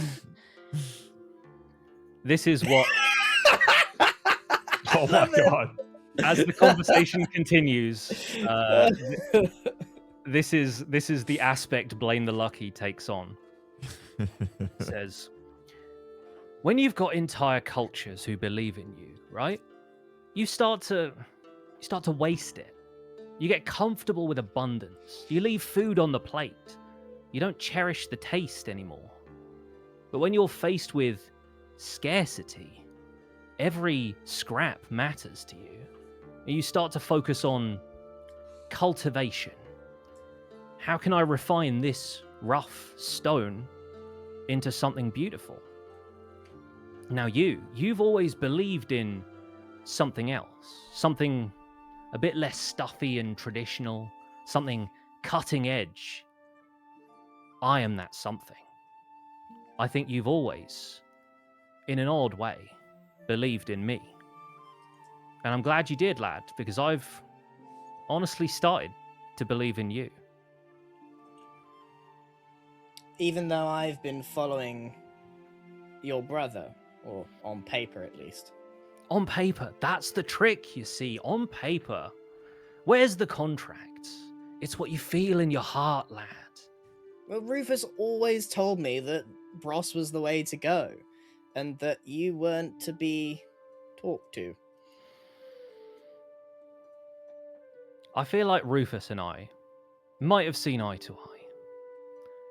But here's the long story for you. Eons ago, my brother got tired of having to give me my share of the fun. So he decided to pull a prank. And in his usual way, he wildly overestimated the effects. While I was manifest here on the material plane, he got me kicked out of the Pantheon. contrived to absorb my followers into his own, and my influence all but disappeared, and only a handful on the fringes continued to believe. But within that holy symbol, the artist's palette that you always see in shrines to Bros, there is a bit that if you twist your head just right, it looks like a duck. Like a rabbit! A rabbit! I could have been a rabbit, lads. But I think the duck. A duck, yes. I've always said it's a duck. And that was my way back in. Enough belief concentrated on the duck gave me the window I needed to gain back a little bit of power. And it's that power I can give to you, a little bit at a time until you build up more of a tolerance for it. This, he sort of gestures with his wing over to the cockatrice that's still kind of held in place by whatever force he's able to exert over it. And he says, this isn't the kind of magic I can share with you right now, unless you want your brain to fall out of your backside. But in time, lads, command over the elements. Command over creatures like this. And when you're ready, lad, I'm going to ask you to help me with my biggest scheme yet. Because I want my old life back. If you like a scheme, then that's why I need you. I need one of two things from you. Either you travel the road doing deeds in my name, spread the divine influence of Blaine the Lucky, and rally other people who will believe in me, prove to the other gods that I'm still here and still worthy of my seat at the table, and your power grows along with mine. Or you and I carry out the most cosmic heist in history. We break into the house of the gods, confront them on their home turf, and kick their butts for ever daring to mess with us. And Max Blunder gets to carve his name into history. I'm sort of pondering it, and I start to sort of move my hand and shake off this stony feeling. You're the master of the arts of deception. How do I know that you are not deceiving me right now? That's the trick, lad. You don't. But try casting a spell without me. Shall I try? Yeah, go for it. I'll try just to see this through. I'll try casting Cure Wounds on myself. And as you try,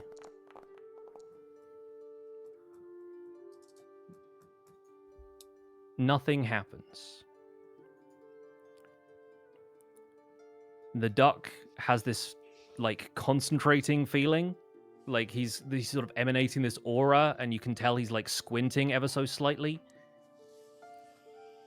So if this might be worth me just putting this to bed, so I can absolutely go down this path. I'm gonna roll for insight. Is Okay. that right? Yeah, To- roll insight. To try and figure this duck out. Yeah. Please give me a decent number. 18. An 18 is pretty good. You're talking to a duck, and that seems like an absurd enough set of circumstances as it is, but the cockatrice that so easily ran at you earlier is now frozen in place on the nest behind you, and you feel this pull towards this duck in the way that you felt it earlier in the shrine when you were trying to reach out to something divine in that space, and something about it just clicks for you. You think, this might just work. It's the most absurd possible thing it could be, but you trust this duck, possibly with your life. I look him dead in the eye, and I crack my eye, and I salute the duck, and I just say, whack. I knew you'd come around, lad. Let's get back in the fight, yeah? And the cockatrice starts to move again. Wait. you and Ross are two sides of the same coin, correct? Yes. So do I need to change my shield? Is this still okay? Is this good? Do I need to draw a rabbit duck on it? We'll work on it, lad. We'll work on it. The duck is going to Roger. roll initiative as well. No way is the duck gonna fight. Yeah, he is. All right, the duck rolled a 20, but has a -1 for dexterity, so it is a 19. And the Cockatrice rolled a 3. Max, roll me initiative, and let's get back in the fight.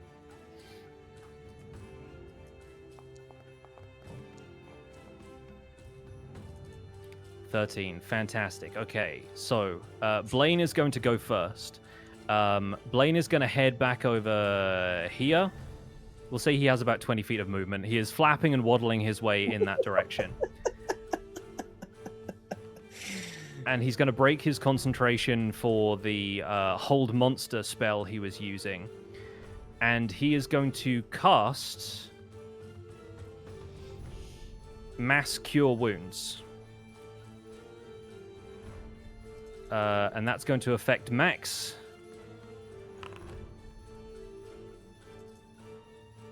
You are healed for 31 points of damage. Oh, jeez. And he says, okay, kid, you're up. Show him what you got.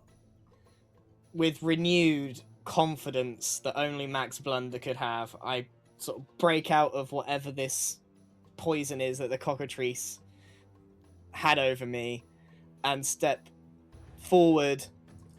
Oh, what do I do? Do I want to cast something big or do I want to go and mace it in the face? I'm also going to remove that restrained effect since we have resolved that now. Just pure Okay. damage. What's best for me? Doesn't look like much difference. Guiding bolt does. Help me out here, Pix. Guiding Bolt does 4d6 radiant damage, Yeah. and the next attack roll made against the creature has advantage, so you could Guiding Bolt and then follow up with a mace next round. Yeah.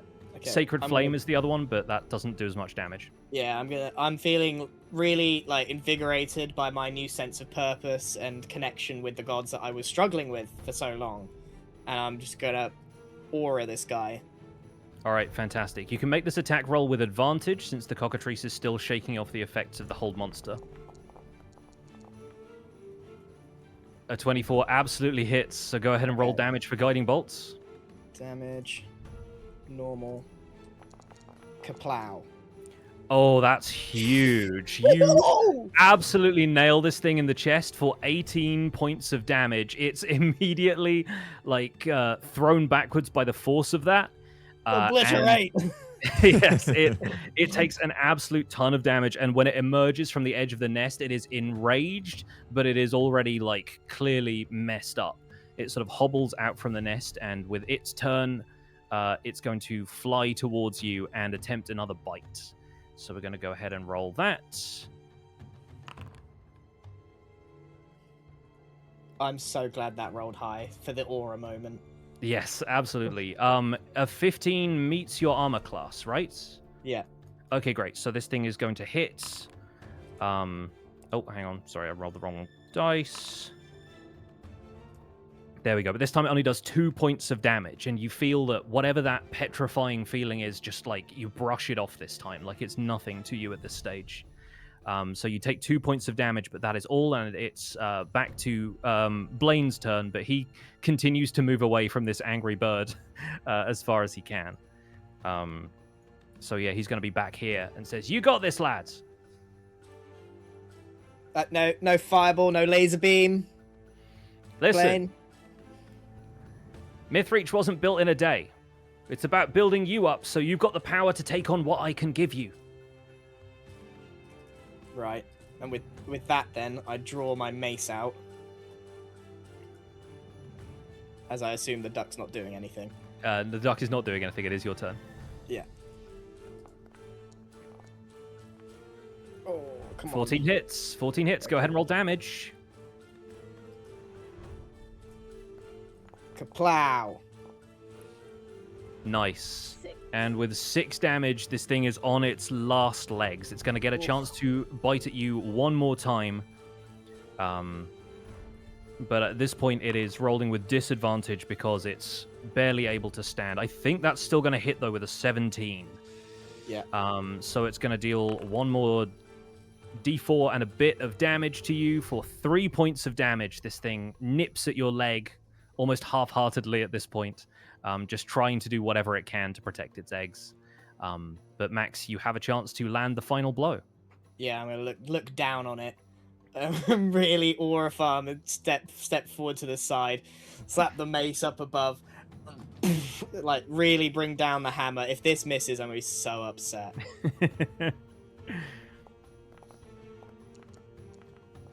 No, with a 17, that definitely connects. Roll that damage and let's see how you end this thing.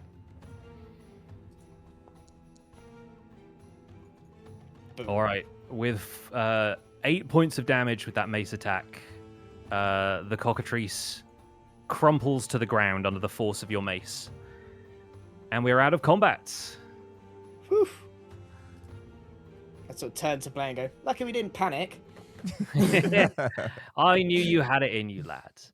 And at this point, I think Ruby and Mr. Wizard arrive on the scene. So bear with me while I drag And your with an character ad. into the scene. And Yes, with an ad. we will Good time for run an an ad there. I think it already went, but all right. Yeah. That was awesome. That was cool. That kind of played out That was a roller coaster. narratively very well. The dice are excellent Why is it a collaborators. duck? Because Pix the Envy said, Which what one of animal?" you chose duck? Was it Pix or Grian? Uh-huh. Now Max isn't a statue anymore, is he? No. I'm out of just. Okay. I was 100% going to tell Ruby Can we could we sell the statue for the understand card. duck? Or does it Huh? sound like Max has just been quacking to us as we approach? I mean, you arrive as he lands the final blow on the Cockatrice. So yeah, Max, you see Max just like absolutely just see- pulverize this like mutated lizard bird bat hybrid in front of you. Right. You just saw me aura-farm and just absolutely decapitate this Cockatrice. But he looks like he's talking to himself, right? Like we don't know anything about the duck. The duck's gone. Right. Right, I got 20 seconds. Can we get a small recap? I just obliterated a Cockatrice after finding my god. That is the best small recap I can do. God appeared to him in the form of a duck and said, "Let's break into the Pantheon," basically, Yeah. and gave him the power he needed to absolutely whomp a Cockatrice. Also, did the duck poop on his head at one point? I felt like It put there was some egg on implied it. poop. It's an egg. it laid an egg. Egg just drooped down. That was great imagery on all that. Man, what if I didn't turn to stone? I mean, it could have happened that way. Yeah. Could have missed it all. Right, we're back. This whole time I was Nice. spending in the Good. tavern just drinking pint after pint. You guys can Yeah, go back on yes. just toast. Yeah, I think Brohini and Sir Alwyn have moved on to like beers with mates Yeah. after Yeah. after a hard day's work. We've got a pack of cards. And yeah, Ruby and Mr. Wizard, you arrive breathless and panicked, having heard Max's the shrill bagpipes. You arrive in a forest clearing to see him standing with his mace over the decapitated corpse of this Cockatrice, which Mrs. Cat seems very interested in. Nice of you to show up. Max, Eggs! I found the eggs! good job. Was it easy? What happened? I'm not keen on sharing the details of exactly what this duck is asking me to do because I feel like the heist and the deception is something I'm keeping to myself for now. There's a chicken guarding the egg. I'll be honest, the eggs are disproportionate to the chicken, so I don't really want to think about how it laid them, but there they are. Huh. Do you think we could sell them? Wizard wants a carriage. I was hoping they were gold. There's some kind of blue. That will fetch a We handsome can price. sell blue. Yeah, but I'm it's eating these gold. eggs. I'm just gonna put that out there right now. You are not selling these eggs. Think Not about the a carriage. chance. Not a chance on this earth are you taking those eggs to sell for 2 or 3 gold. Not a chance. They are going in my stomach. I am Hold on. starving. We should see how much they're worth before they go in your stomach. Max, They're I don't just think you big eggs. understand. We're getting a carriage of courtesan and white oak. What if they're worth like 50 gold? Would you want to eat 50 gold? Why do we need a carriage? We're getting our own caravan tomorrow. We're just joining the parade or whatever. You can't join a caravan without a caravan yourself, you fool. We could just hitch on one of theirs. With our eggs. You don't want to have your own? I don't need... Can't you cast one? I can cast a hoverboard. But that's a personal hoverboard. I'm sure we could all cram on it. I'm going to go up and let's have a look at these eggs. Why am I so small? Okay. I'm going to go up to these eggs and have a little investigate. I will say that the eggs look probably too big for you to carry on your own. And Like Mr. massive. Wizard could carry one, and Ruby could carry one. We could also get a cart that would carry all 3 of them. I think this might be a hoverboard situation. Hoverboard us. Can I cast? Can you make it bowl-shaped, please? Can I create the tester's floating disc to carry all 3 eggs? Absolutely, you can. Yes. Can you make sure it's bowl-shaped? If it's flat, they're just going to roll off. I am casting a spell to create as Max would say, a bowl that is big enough to carry all 3 eggs. All right. Fantastic. Yes. These eggs are even bigger than I thought if they're hard to carry. That's why we should sell them.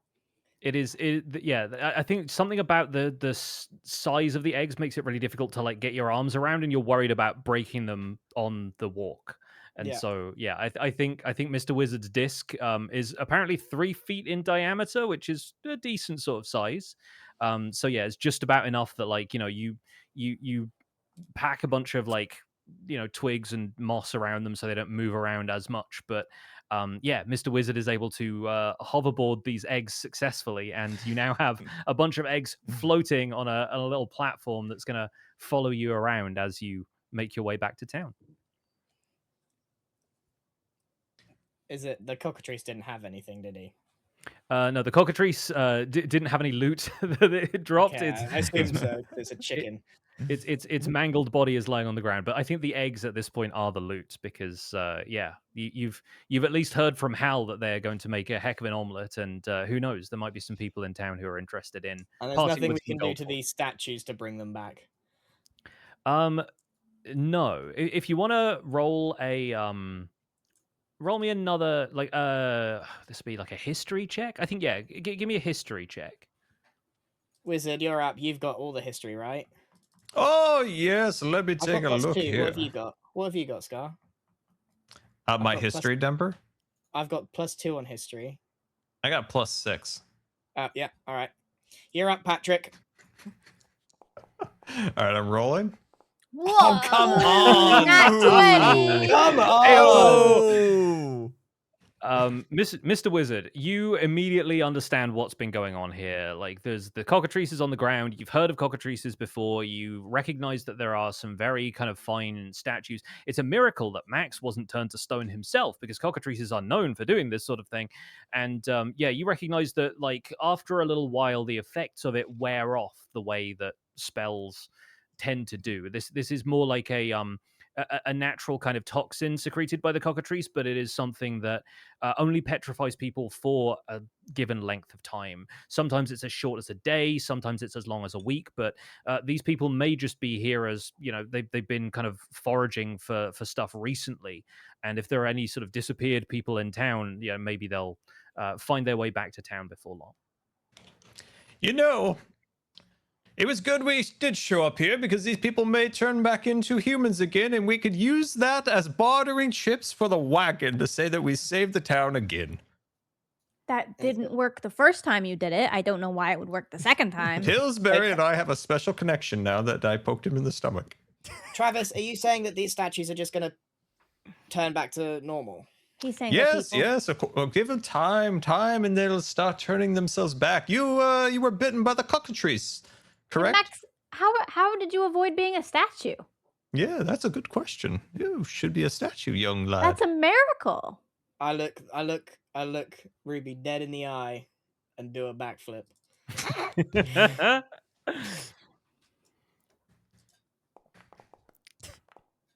Oh, it's the nailed it. best one yet. At least the best one this session. And then I just shrug like this, and I just. I turn and absolutely walk cocky. away from him. All right, fantastic. I Right, think so we're not taking these statues with us. We'll leave no, them here. the statue's perhaps a little bit too heavy, but Mr. Wizard is pretty confident that they will return They'll to find their normal, way home. and we'll use it for bartering.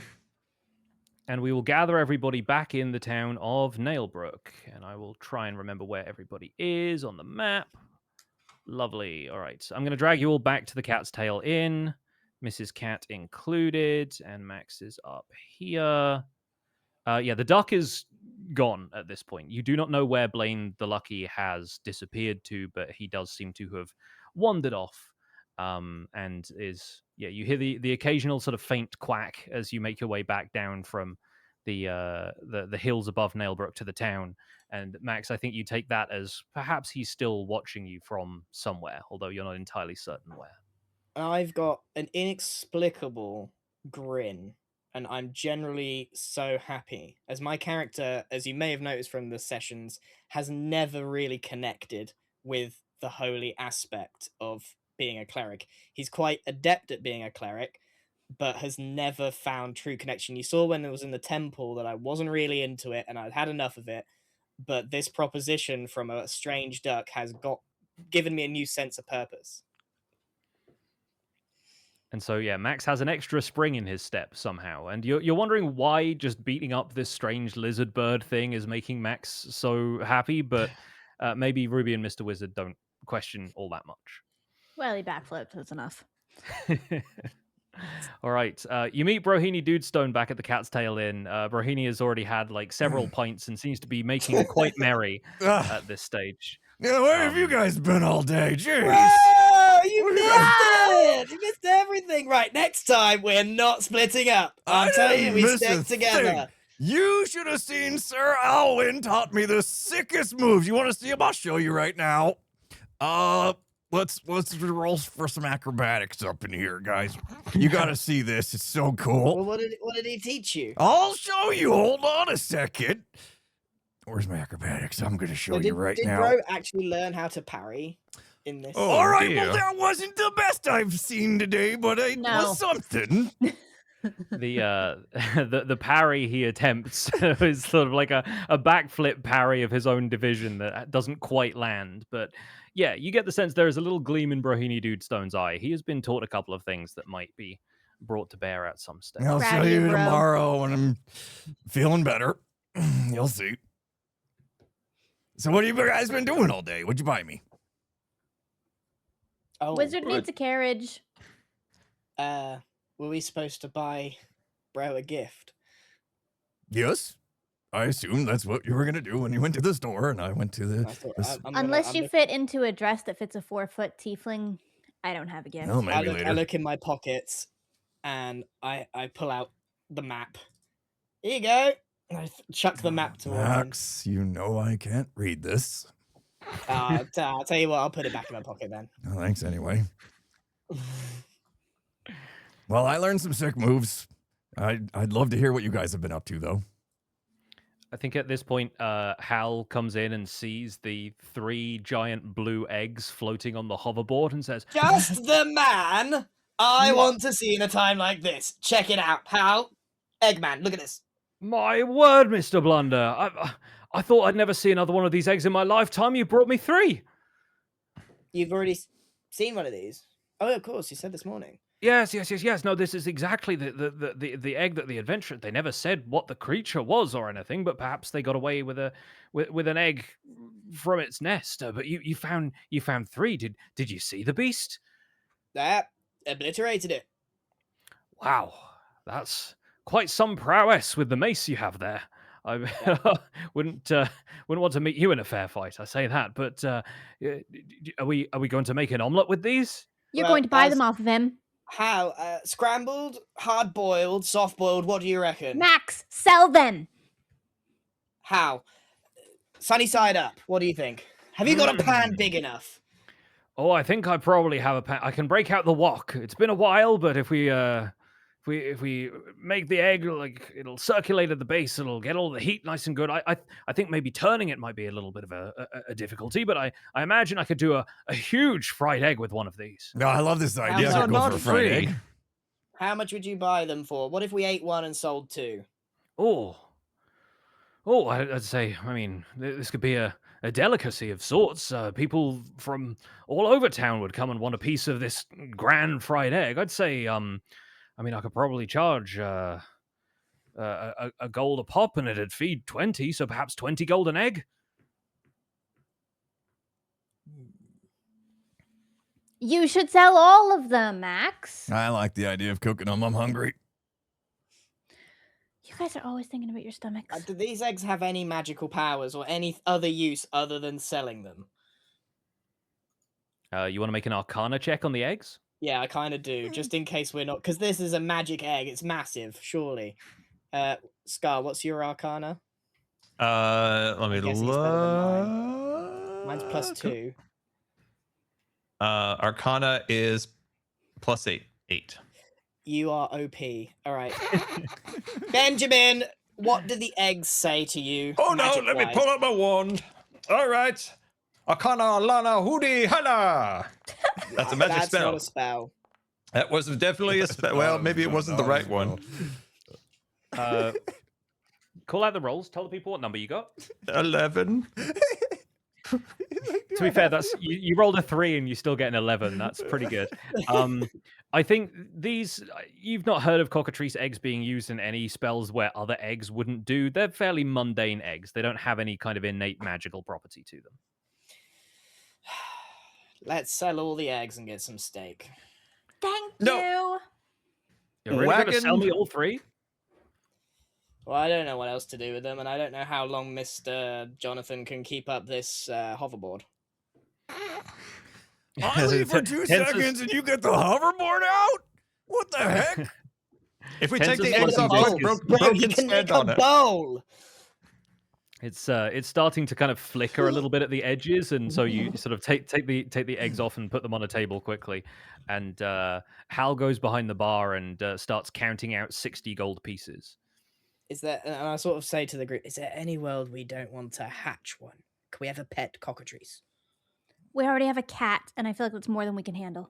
And we got a duck wandering around. Me Whatever too. happened to the duck? Ugh, did this It hideous turns out beast it need to be so turns- close to me?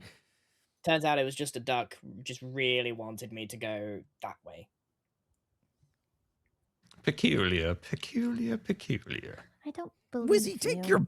your cat. What is it called? Get it away from me. I think I'm allergic. Oh, I'm so sorry, Mr. Bro. Why don't you stand on the hoverboard for a minute and just have a little fun? Oh, that sounds great. Thank you. I'll do that. Brohina Dewstone does some kick flips on the hoverboard around the bar. Right. I have in my inventory the cracked fire opal. And You do.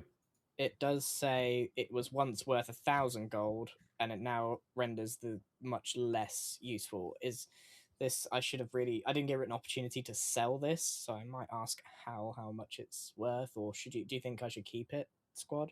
Go to the jeweler. Do you think it's just a sell thing or something to keep? Well, we need a carriage. We do need a carriage. With that, Alright. we could get an upgraded carriage. How? Yes, Mr. Blunder. Here's your 60 gold pieces if you're happy for me to take these eggs off your hands. Are you cooking any tonight? Oh, I expect so, yeah. We'll have a sort of a grand opening. Limited time offer. Give us 59 and just give us a small plate. Oh, right you are, Mr. Blunder. 59 it is. And he takes 1 gold piece out and hands you the bag. So add 59 gold to your inventory. And I take the fire opal and I just sort of hold it like this, you for a bartender, you seem to know everything about everything. Do you know if this is worth selling? Oh, I don't know. Gem sort of seems to have lost its luster, really, but perhaps the jeweler in town might be able to make something of it. Right. Okay.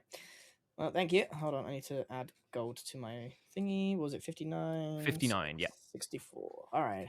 Got a bit more gold now.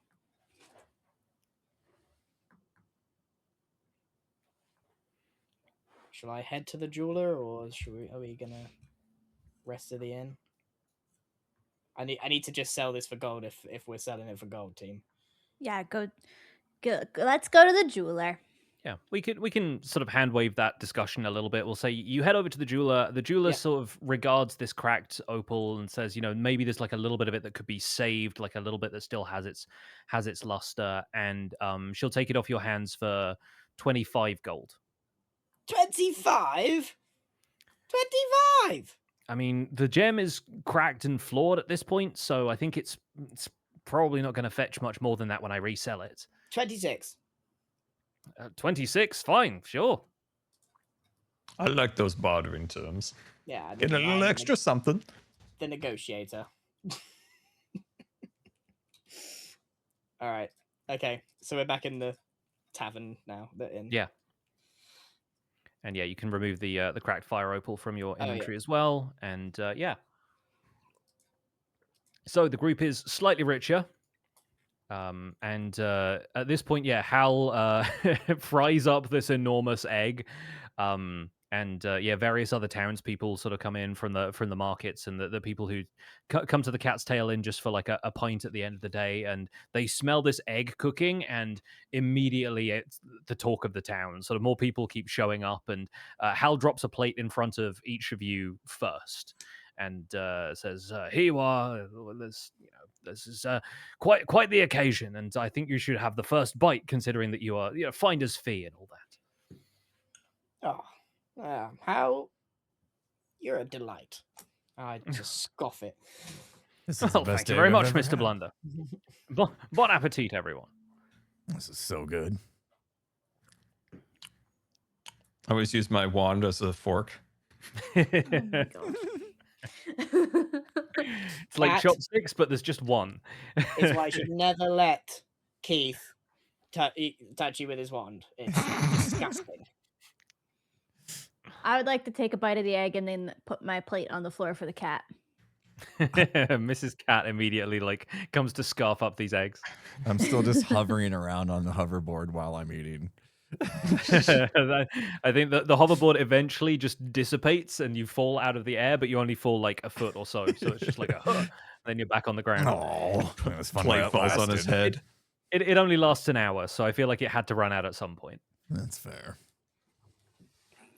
But big day tomorrow, squad.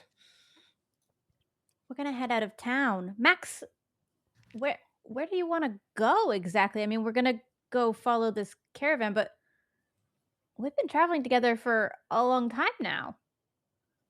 What, should we separate? Mythreach sounds good to me. I'm Okay. in. Adventure awaits. I know a good chap in Mythreach. Ted, his name was. I'm off to bed. Ted? I really hope we get in a fight tomorrow. I want to show you my new moves. Ted? All right. Yes, Ted Todd. He lives on 16th Willow Lane. I'm going up the stairs. Yeah, I suppose Everyone- it's What a time. day. Everyone sort of retires to bed, and the following day dawns.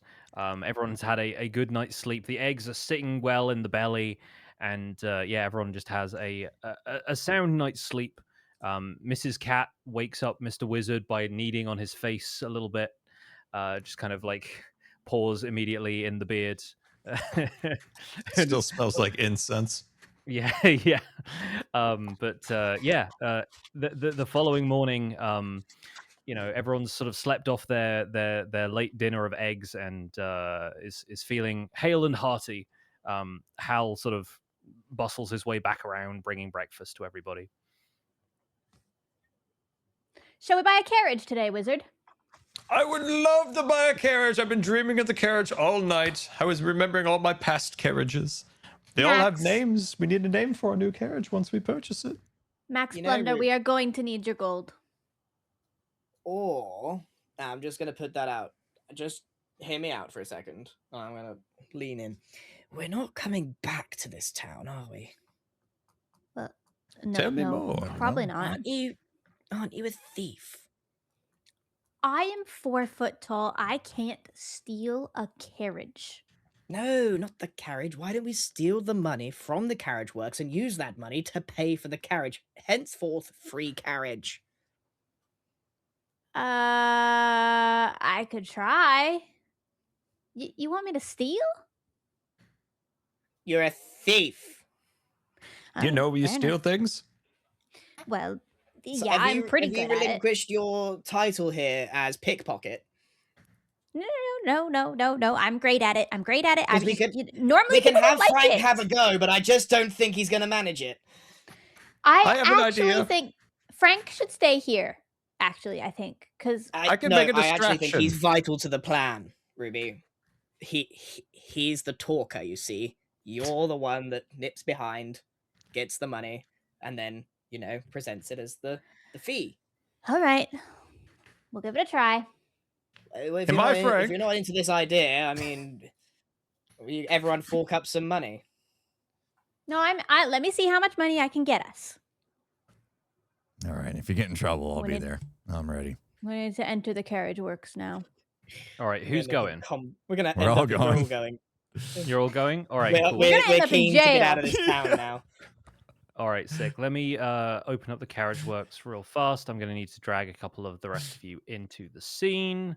We're gonna need all of us to pull off this little heist. Oh yeah, I'm looking forward to it. All right, Max is there. Bro is there. And With any luck, they won't be any the wiser that that anything's been stolen. Mrs. Cat has transformed into a different type of cat for some reason. Okay, cool. That's part of her pearl essence. It's what she does. Yeah. Great. So, you guys open the door of the carriage works. It is bright and early. The two people at the counter on the right hand side. Oh, there's Mrs. Cat. She's like over here. She's already in the scene. Yeah. So two people are manning the counters. There seems to be some sort of like postal service thing in here because there's carriages coming and going. And so yeah, there's a couple of people manning the desks, but they look like they're still sort of rubbing their eyes early morning, kind of getting the sleep out of their eyes. And yeah, after a while, you hear some hustle and bustle in the back, and you spot the form of Pillsbury sort of moving back and forth in the main workshop behind. So, what are you guys planning to do? Run an ad. Oh yeah, good idea. Oh, yeah. Let's run. We're running a heist on Twitch chat. Yeah. Oh gosh. Ah. Oh. So behind the scenes plan, guys, I reckon Listen. Sky, you need to run interference here. I might send the cat to distract one of them, and then go on, then take I need to maybe figure where the gold is first. Bro, and You we do have a perception conversation check about first. dwarfs lifting each other up. Yeah. Perception checks first. We all need to have a look round for where they're keeping the money. Okay. All right, you can all roll those now if you want to. I think Mr. Wizard and Ruby, your perception might also apply to retroactively to the areas that you've been in here already. So Also, Scar, don't forget you can send your cat to go look as well, Yeah. telepathically. 19. it says Gemini Tay privately rolled some dice. Right. Wait, really? What? Yeah, you did like a blind roll? I did think? 11. No, I just clicked at it like normal. Weird. There's a But bunch of icons above the chat window that I think one of those you might have maybe clicked by mistake at some stage because the public Blind roll GM on the roll. left should be. I've clicked it highlighted. now. Yeah, Self roll, private, public roll. yeah, it should be public roll. But yeah, no worries. If you say you got 19, I believe. Well, it's on you. screen, so I can't lie about it. Yeah, there you go. It's on your screen, but not mine. It's on my screen. I can't. Even as the game master, I can't then look at what dice you've privately rolled, which is really strange. Wow. But I guess sometimes people roll stuff to themselves, and that's also fine. So yeah, with a 19, Ruby, you definitely got the impression that a lot of the the coin that exchanges hands before it gets taken to, you know, wherever they store it long term, happens in the office that you had the meeting in earlier. Like, you know, there would be a drawer in the desk somewhere that's probably got some coin in there. Everybody else, you kind of get the lay of the land. Mr. Wizard, obviously you've had a tour of this place, so you know it pretty well. So you know where to send Mrs. Cat to be most distracting.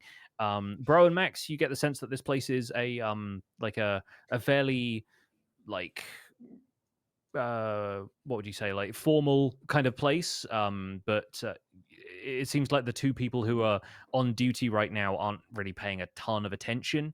And Ruby seems intent on somewhere in the back. Guys, we Yeah, got so- it. I got to get back in the office. You guys got to keep him out of the office. Okay, so I look at Bro and raise my eyebrows like best behavior time, because Mhm. that's all I've perceived from this situation. I set my Right. cat to knock their letters onto the ground. Okay, Slowly, cool. just one letter at a time. And One we'll of the come over. attendants goes, "Hey, stop that! Who let this cat in here?" And Come over. Wizard, goes you to got to tend to talk. read. You got to talk to Mr. Pillsbury. Pillsbury! Oh, Mr. Pillsbury! oh, I'm surprised to see you back. I was expecting you yesterday. Oh, come forward. I brought my friend Bro here. He has some great stories of wagons from the Dwarven lands. Oh, yeah. Yeah, you lo- should lovely hear We've to it. see always a- had good relations with the dwarves. Back in the Nice day, we meet. never sold them wheels because you see the dwarves, they don't actually use wheels. They lift their carriages and they put the carriage on their backs. It's a very peculiar way. Tell them more, Bro, about your carriage lifting days. I mean, why tell them when I can show them there's carriages in here? Where's your heaviest carriage? I'd be happy to lift it up and show you my I'm strength. here, just going to make sure that steal. these two are I'm kept busy. sneaking. Yes, Ruby, please roll me a stealth check.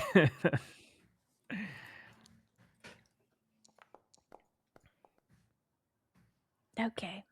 Oh, That's that 8 plus 8, 16. I mean, a 16 does it. I think a 16 is pretty good. A lot of the other people who are back here in the carriage works, who are not represented by tokens, are just kind of getting on about their business in the early part of the day. And so, yeah, are you actually trying to like sneak in stealthily, or are you sort of walking in with confidence and just like acting like you own I the am place? sneaking into the office, like Okay, against the cool. wall, like trying to get in without anybody seeing me in there. Nice. Yeah. No, I think with the 16, you Mission Impossible your way into the office. Yeah. Okay. While Where is the gold in here? that is probably going to be an investigation check now, because you had a good impression of it, but I think you need to actually spend a bit of time finding it. Get in. I rolled a 20.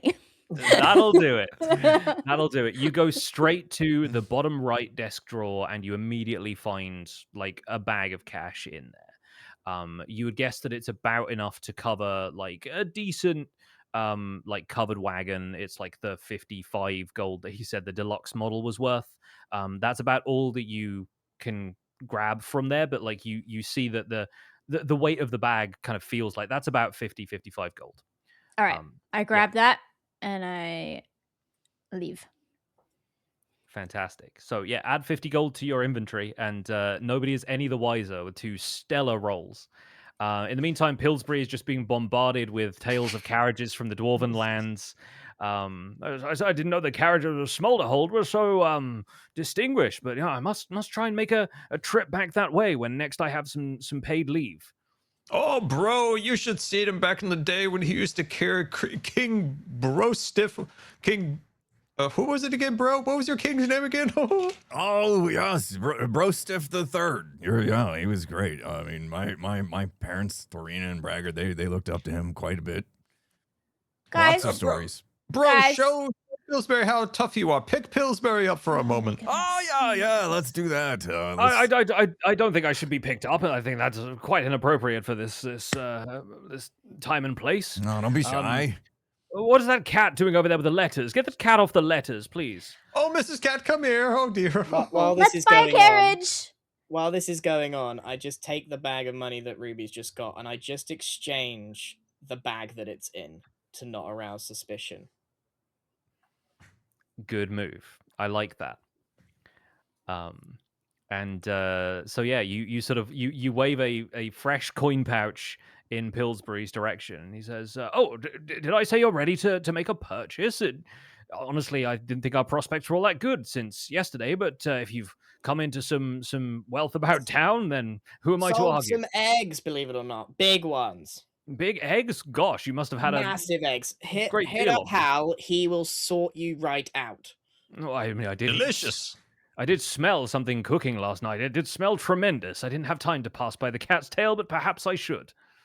Right. What can we get for Ruby? Oh, we could buy the deluxe one. Oh, you're in the market wow. for the deluxe covered wagon. Yes, that'll The be best- it. the Yes, best of in the the best. cat scratching post. The best, Yes. the best. Oh, and I'm sure, like I said, we can find something for the cat to scratch on as long as it is not the letters that the delivery folks need to take care of. No. This And is a cup yeah. holder for bro. He needs a place for his ale. Wizard? Thank you. Smart. Oh, the Wizzy, cup thanks. holders. The cup holders come as standard. Don't worry. Great. Oh, I got Right, one let's- more request. I'm sorry, but if we could have a small diving board on the back for Max for his backflips would be wonderful. Just a small squishy board, maybe something made out of beech. I It's a want little to bit of a leave this pliable wood. morning. Derek, I want to leave this morning. Yes, we'd better make this Yes, deal Derek, soon. whoever if you want are, to, when you're leaving. if you The if you convoy want- will be leaving shortly. We don't have time, and I don't need one. Yes, in fact, some of them have come to pick up their carriages first thing, so you're perhaps the last ones out the door. But we do still have a deluxe model. I'm sure we can work this out. Just step into my office, and yeah, you guys. I don't know where the office is. I could possibly remember. Ruby would never remember. Wizard, shut up. with Mr. Wizard almost giving the game away, everybody moves into Pillsbury's office, and yeah, you complete the deal. So he brings out the paperwork that he had yesterday, and who am I putting down as the owner of this carriage? Is that you, Wizard? Oh, And- sure. Put me down. Mr. Wizard, of course. Mr. Wizard from Windendale. Now, I assume you need a full name here. Needs to be official. Put me down as Pillsbury Wizard. That is not your name. That's That's not- his that's- name. Wizzy. First and last name. This is not the time to hold back. Fitting, Put me down as Miss Finnison Wizard. Finnison Wizard. Finnison Wizard. If Wizard is your last name, or we need to just put the title and the surname will do. So Mr. Wizard it is, and yeah. So you hand over 55 gold. Are you also going to buy a horse? How much is a horse? He said a draft horse is an additional 50 gold, while a donkey or a mule would be 8. But a donkey I or a have mule paid for the carriage. can only do so You must much. Whereas decide. Don't look at me. I'm horse- not pulling this thing. a horse you Big could horse. potentially ride around, No, carry a bit more everyone, stuff for you. come on, cough up Okay. together. Everyone, Mr. how much we got? I have a bartering idea here. I have a book, you see, Mr. Pillsbury. A book. How much gold, Antonio? This book is worth 25 gold, I'll tell you what. Inside of it's MIDI plans for different types of wheels. Is this actually something you have, or are you making it up as you go? I have a book I found in my inventory, and it has Oh, sketches of wheels. Does it really? That's my gold. Oh, I think the book is meant to represent your spell book. Oh. Don't give that away. Maybe I'll keep that on. I'll keep that. Right. Wheels, you say? It's just full of like arcane writing and like diagrams of how to cast Right. spells. If Um, you will give me 10. Okay. No. If Mrs. Cat also gives you 10 gold. Yeah. I guess Ruby's fronting. I gave up 55 the in entire 55. Yeah. For the carriage, So- but we want to get a horse. Mr. Wizard, how much have you got? I have 25 gold. Okay, and Bro, how much you got? I got 68. Okay. So if Bro and maybe me and Bro will front this one then. Yeah, I'd rather I'll give do up gold 30, than you do carry it 20. myself. All right. I'll get the horse if Bro will spot me 20. You got it. All right. So I'll front 30, so I'm down to 60. Got 48. Should we now. buy a donkey for fun? Just as a No, wizard. okay. What do you want to do with this donkey? Ah, I've heard donkeys have jokes. Stop entertaining him.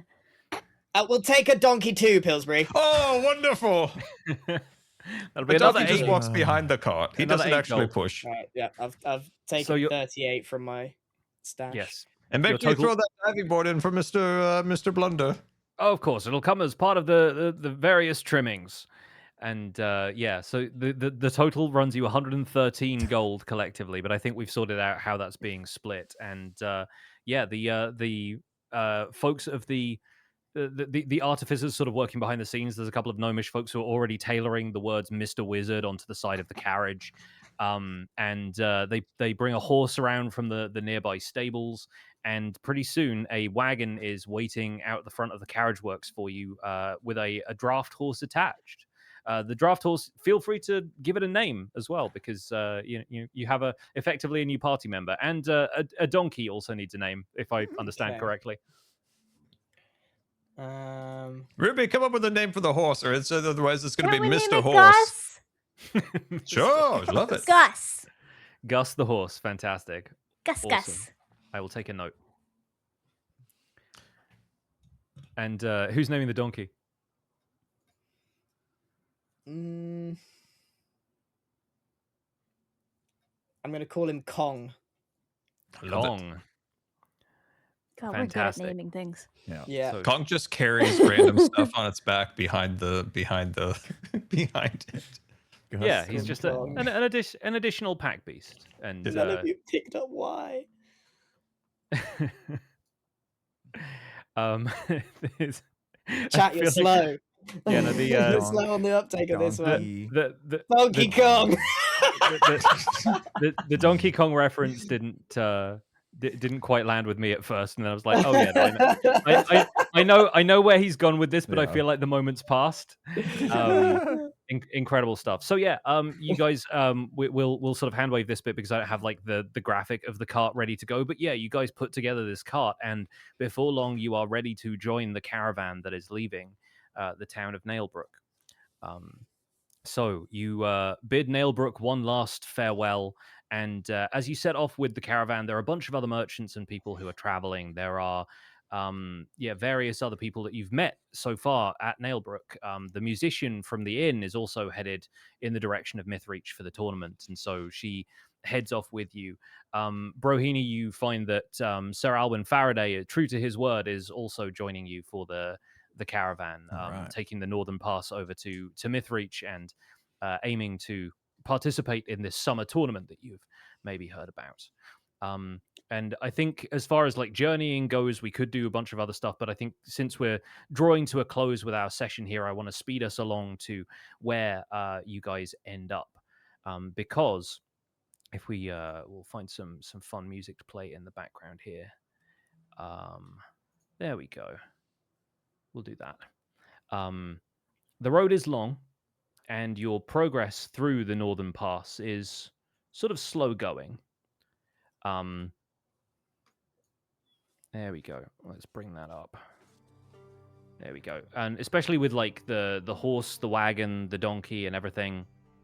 The horses and the merchants in the caravan are not intending to hurry. There's still plenty of time to go before like midsummer, when this tournament is supposed to take place. The nights are short though. It's summer, it's nice and warm, and swapping stories around the campfire keeps everyone in good spirits. And after a few days' travel, you round the crest of the mountains, and you look down into the valley beyond, into the Kingsmoor Plains, in the middle of which stands the lofty city of Mythreach. And something immediately feels wrong. When you're looking at it straight on, Mythreach appears just as it always has, a sprawling city of many districts, outgrowing its own walls and spiraling up towards the towering central castle. But as you turn your head, out of the corner of your eye, you see enormous vines twisting around one half of the castle, blooming with unfathomably large flowers, impossibly tall trees with roots that drink deep from the lower city, and the sky above seems to take on these pink and orange hues. At the same time, the other half of the city seems engulfed in darkness, as though the mirage of these trees has cast this long shadow that persists even when the sun is at its peak. All color seems to fade and drain from it, leaving a charcoal sketch of itself, this ink blot of deep black and bone white. As you stand on this sort of hillside overlooking Mythreach, just on the edge of your perception, something terrible has happened to the city. And to find out what, you'll have to join us next time for session 4. No. Next week, right? Next week. That's the Next plan. week. Well done, Pix. Very good. Very Oh, well done. Yay! This was a lot of fun, and there's going to be a little bit more fun character stuff that I have planned that we didn't quite get to in this time for the in the interests of time. But yeah, I hope you guys have enjoyed like a little sneak peek of what might be happening with some of our characters. And there is more to come. Trust me, there is more to come. But I think once we reach Mythreach, you guys are officially going to be level 3. Ooh. So from that point onwards, we're going to have some fun choices for everybody to make, which behind the scenes, the players have been chatting to me about what their eventual character subclasses are going to be. And that's when we get into it from level 3 onwards. So at the start of session 4, we'll do a little bit of that stuff so that the folks at home can get a good feel for that. But overall, I think the next arc of things is going to be a lot of fun. It's going to be new powers, it's going to be new environment, and there's going to be a lot of mysterious stuff happening in Mythreach that I'm very excited to get to. Yay. It's I gonna love be the awesome. cart. Oh my god. That So was I'm good. glad we had a Yeah. little like Party's in big now, between like- episode. Yeah. We got we did some vital material gathering, You we sold some got- stuff, you bought some Yeah. stuff. We got I'm stacked up on potions. I learned some and- dance moves. Those are expensive, by the way. They're the same cost as a car. Yeah. Health Yeah, no. potions. Health potions save your life. Well, Can't yeah, believe that's you guys why. didn't buy me Like, anything. even though I was hoarding the money, I was putting it towards the good of the crew. Yes. I want to so see some cool fan art of the cart with the diving board on the back for Brew. Yeah. we've cup got like a holder. we've got like a fully specced out, like a tricked out wagon for you guys that would be absolutely a joy to see. I'm gonna do what we did last time and quickly do stars and wishes with everybody. So we're gonna go around the group, everyone's gonna say one thing that they really like that another player did that they want to award a star to, and then a wish for upcoming sessions and the future of the campaign in general. Let's start a quick encounter with everybody so you can roll initiative and see who goes first. Let's put you all in combat state. There we go. All right, everybody roll initiative for me. Oh shoot. Oh crud. Wait. Oh.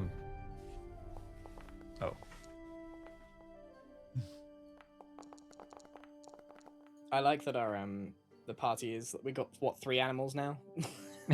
Yeah, you're picking up a lot of bonus things. Just a donkey for no reason as well. Right, who's Me and rolled? me and Scar first. Yeah, Scar, you yeah. go first. yeah. I think There's something I remember that I liked. I'm trying to remember what it is. You go. What was it? It was the. You go first. I'm blanking Okay. on what I was thinking. I loved the dice in my encounter. Mhm. Like I was getting it handed to me by this cockatrice quite naturally. Like it was hitting me and I was not doing a lot to it. And then after my encounter and discovering which god had been looking out for me, I then like auraed that thing into oblivion. Like the idea of bursting out of the stone and casting what was it?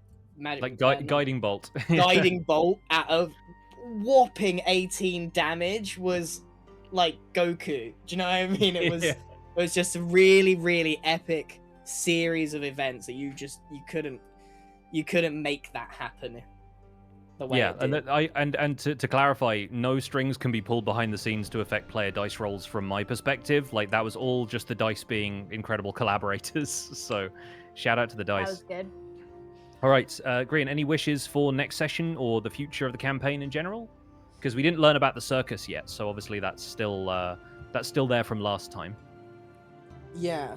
My wish, I guess, now is that I need to figure out how I go down this side quest that I've been given, or this main quest. Like, my new sense of purpose, I've made a deal with the duck, but I don't know how. I don't know anything other than what the duck wants, which is to rejoin the gods. That's correct? Yeah. And I don't know how, so my thoughts are, going forward, that I'll find answers in Mythreach, which is a much bigger place, and I'm hoping to find some direction there, one way or another. Awesome. Can we return to you, Scar? Have you got an idea of what your star was? Okay, there was something that Grian did that made me really laugh very hard, and I don't remember what it was. Was it eating the ice cream? Because that wasn't part of That the was show. part. That was funny, but there was something. But the other funny part was when the knight was supposed to like teach Impulse all these tricks, but he just kept losing over and over again. And I kept saying in the chat like Star Wars quotes. I was like, where I was once the learner, I am now the master. Impulse. I love that. He was trying to be very Obi-Wan, and he ended up really like goofing some of those roles up. So I yeah, actually felt poor bad Alwyn. for him. His best days may be behind him. Yeah. But yeah. Poor guy. There was something that Grian did that made me laugh like crazy. It's like when was it? blanked. Was it early or It was middle game. It was middle. I just blanked. was it in the town? It might have been. I just forgot. It was made me laugh quite a bit. We'll go back and find it in the VOD, and I'll Yeah, I retroactively don't add know it what to it the document that I'm keeping all this info in. Scar, do you have a wish for next session or the rest of the campaign in general? I have came out, or at least I've started the threads of a bit more of Mr. Wizard's backstory, where he came from, kind of what maybe happened to his town, and why he didn't go to those magical schools he was promised. Yeah.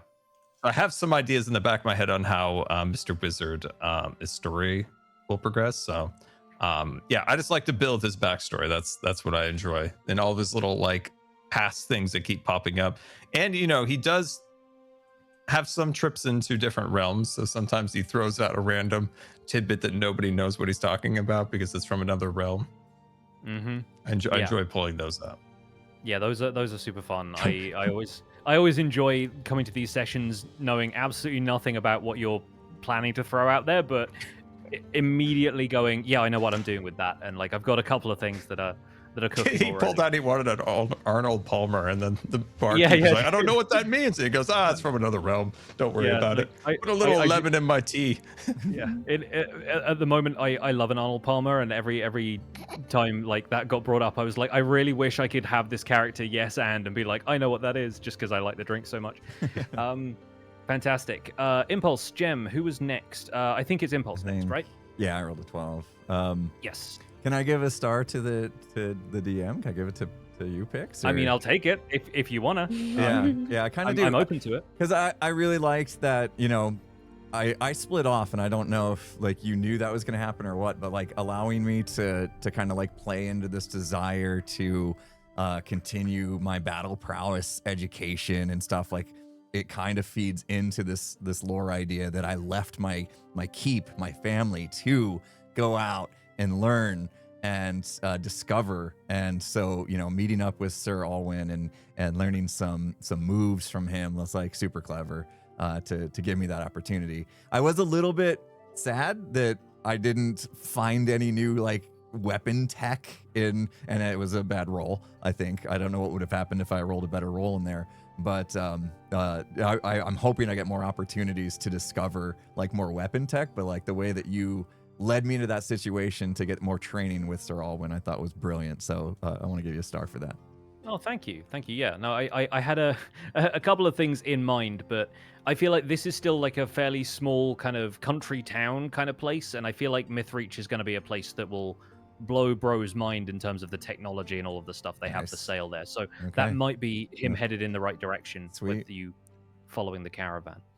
Do you have a wish for next time? I think that was it. You know, just like my wish is that I will be able to have opportunities to continue that discovery of you know, weapon tech and you know, get more battles in and things like that. You know, that's why I left. So Very cool. All right. And rounding off the group, Gem, award somebody a star. Grian, I think your cleric story is very good. And I didn't expect a duck. What the heck's wrong with Nobody you? expected that. No one saw that coming. You're very clever. It was very good storytelling. I liked it. Heck yeah. And a wish for next time?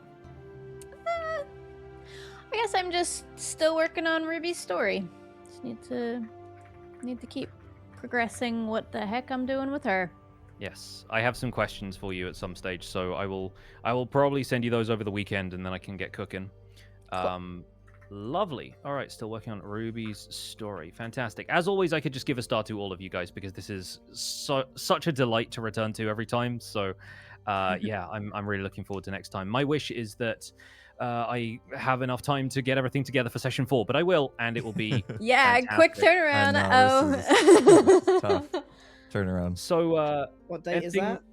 that's probably going to be. We're looking at the 26th. Yeah, Is that the but we Thursday? should But we need to gently place start. that there and not. Yes, we're penciled in right now. I'm not going to make any announcements on Twitter that I then have to retract Nothing's and say, like, stone. not yet, not yet. We literally wait for Pix to send something out, and then we're like, well, actually, we're Yeah, gonna need to change that. I have something I need to do, and I'm like, yeah. No, The I have, calendars are looking a little full. yeah, I have a really busy week, and I know you guys have like charity We'll stuff have coming up and all kinds of stuff. Crazy busy schedule. Yes, But so we'll try. stay tuned. Don't touch that dial. We'll be back sooner than you think, hopefully. In the meantime, thank you once again to the players for playing. Thank you to all of you at home for watching. And yeah, Gigs D&D will return. Da-dum. Thanks, Uh, Pip. See That you all was soon. awesome. Thanks, Pix. All right, see you guys. Yay. I'll send us out. Oh no! Oh my God. Not the bagpipe. Oh, Farewell, friends. See you all soon. I hate it. Quack. All right, we're here. I think I can properly talk to chat now for a minute. Oh, that was so much fun. That was another amazing session. I can't say enough about Pix as a DM and this cast is their amazing improvisation. Like, I find myself, especially today, I got a chance to kind of like sit back and just like witness it, not be part of it. Like, I split off and I got a chance to just kind of like sit back and enjoy it as if I was, sitting in the audience with you guys. And it's amazing because I always talk about how my mind doesn't exactly picture things as well as I assume other people can. But like today, I was actually seeing a lot more imagery in my head as the narratives were going and things like that. And so that was really cool.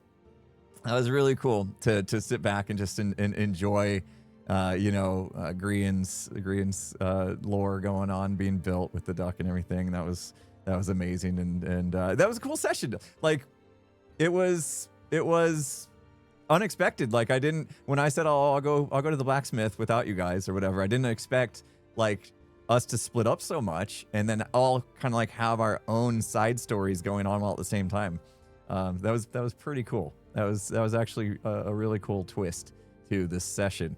But we're back together now, and we have lots of pets. You guys were amazing as usual during that. Ozzy Joe, thank you so much for the 5 gifted. Aster Cody, thanks for the 10 gifted. I was like chilling for so long that I like almost forgot that I was part of it. You know what I mean? Like, not in a bad way, but like then when it was like, oh wait, okay, so I've been doing something this whole time. Obviously, what have I been doing after my little sparring match with Sir Alwyn? I was like, oh, of course, I was at the tavern drinking it up. So I got a chance to act a little inebriated, we'll say, when they got back, and so I was full of energy to get a chance to do that. Hopefully not over the top, but it was fun. And this beard got in my mouth way more than I remember the whole time. Maybe it's because I got the fan going.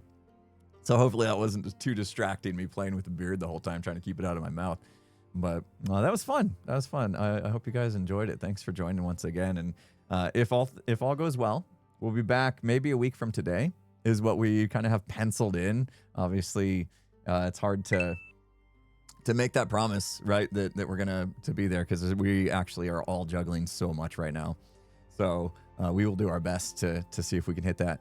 Otherwise, we'll keep you guys posted in the usual ways, right? I think I just retweeted Pix's correction that I think he had to correct like twice or 3 times this week because we kept moving it. It was my fault. The first one was the first one. We were supposed to be tomorrow, and then I remembered, or I think I was reminded by my moderators that I have tickets to go see Project Hail Mary tomorrow. So I was like, I already bought the tickets and super looking forward to going to see it. So they were nice enough to reschedule. And then obviously last week, Scar wasn't feeling so well. So it's, there's 5 of us. It's going to be a bit of a struggle sometimes for us to match up our schedules and make it, when we think we can anyway. But yeah, it was fun. That was a lot of fun. I am a little worried that I'm gonna have a hard time getting the beard off this time. That tape I used, fashion tape, it worked really well. Like really well. So I might be wearing this beard to the movie tomorrow. We'll see. Anyway, Naz's Con, thank you so much for the 200 bits. Arctic Fox, way earlier during the campaign or during the session. I didn't want to interrupt everybody, but thank you for those 100 bits. I'm glad you were here and enjoying it. Yeah, the Arctic Fox threw out the idea of maybe at a TwitchCon or something we could maybe do a one shot. Potentially like on stage or whatever. Yeah, I would be down for that. It's worth us looking into if we're still running campaign, at that time, or even if we put together a whole different one for a one shot, that'd be super cool. I don't know, we're not by the others to see what they think, but I'd be down for that. That'd be super fun to do that on stage and stuff. So that's a brilliant idea. Yes. We will get to the ending screen for birthdays. I saw a lot of birthdays being registered, so let's do that. Let me double check, make sure there's no ads gonna hit.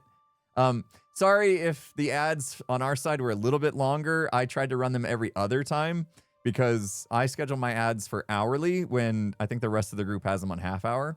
So they do half hour, 1.5 minutes, and I do every hour, 3 minutes. So I was just trying to skip every other one.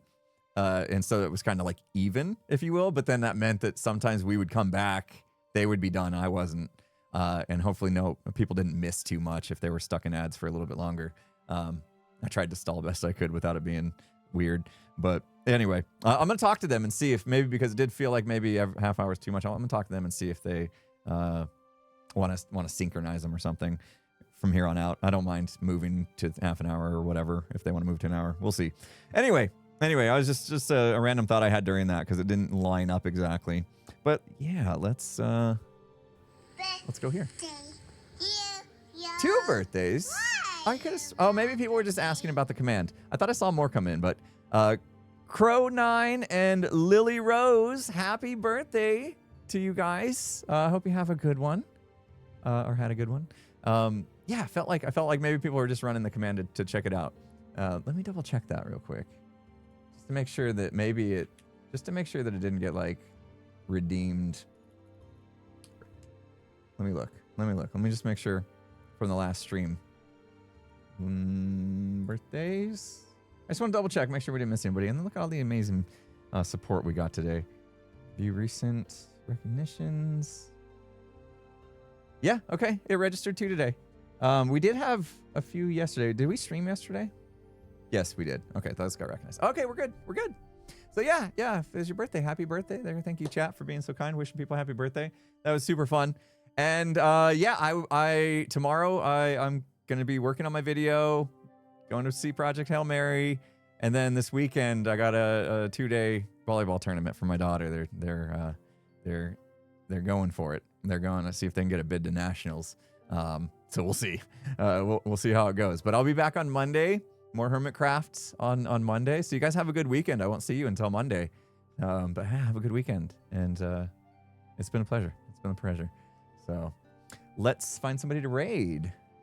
I know Pix usually hangs out for a little bit after these streams to kind of talk shop with about D&D and things he's done.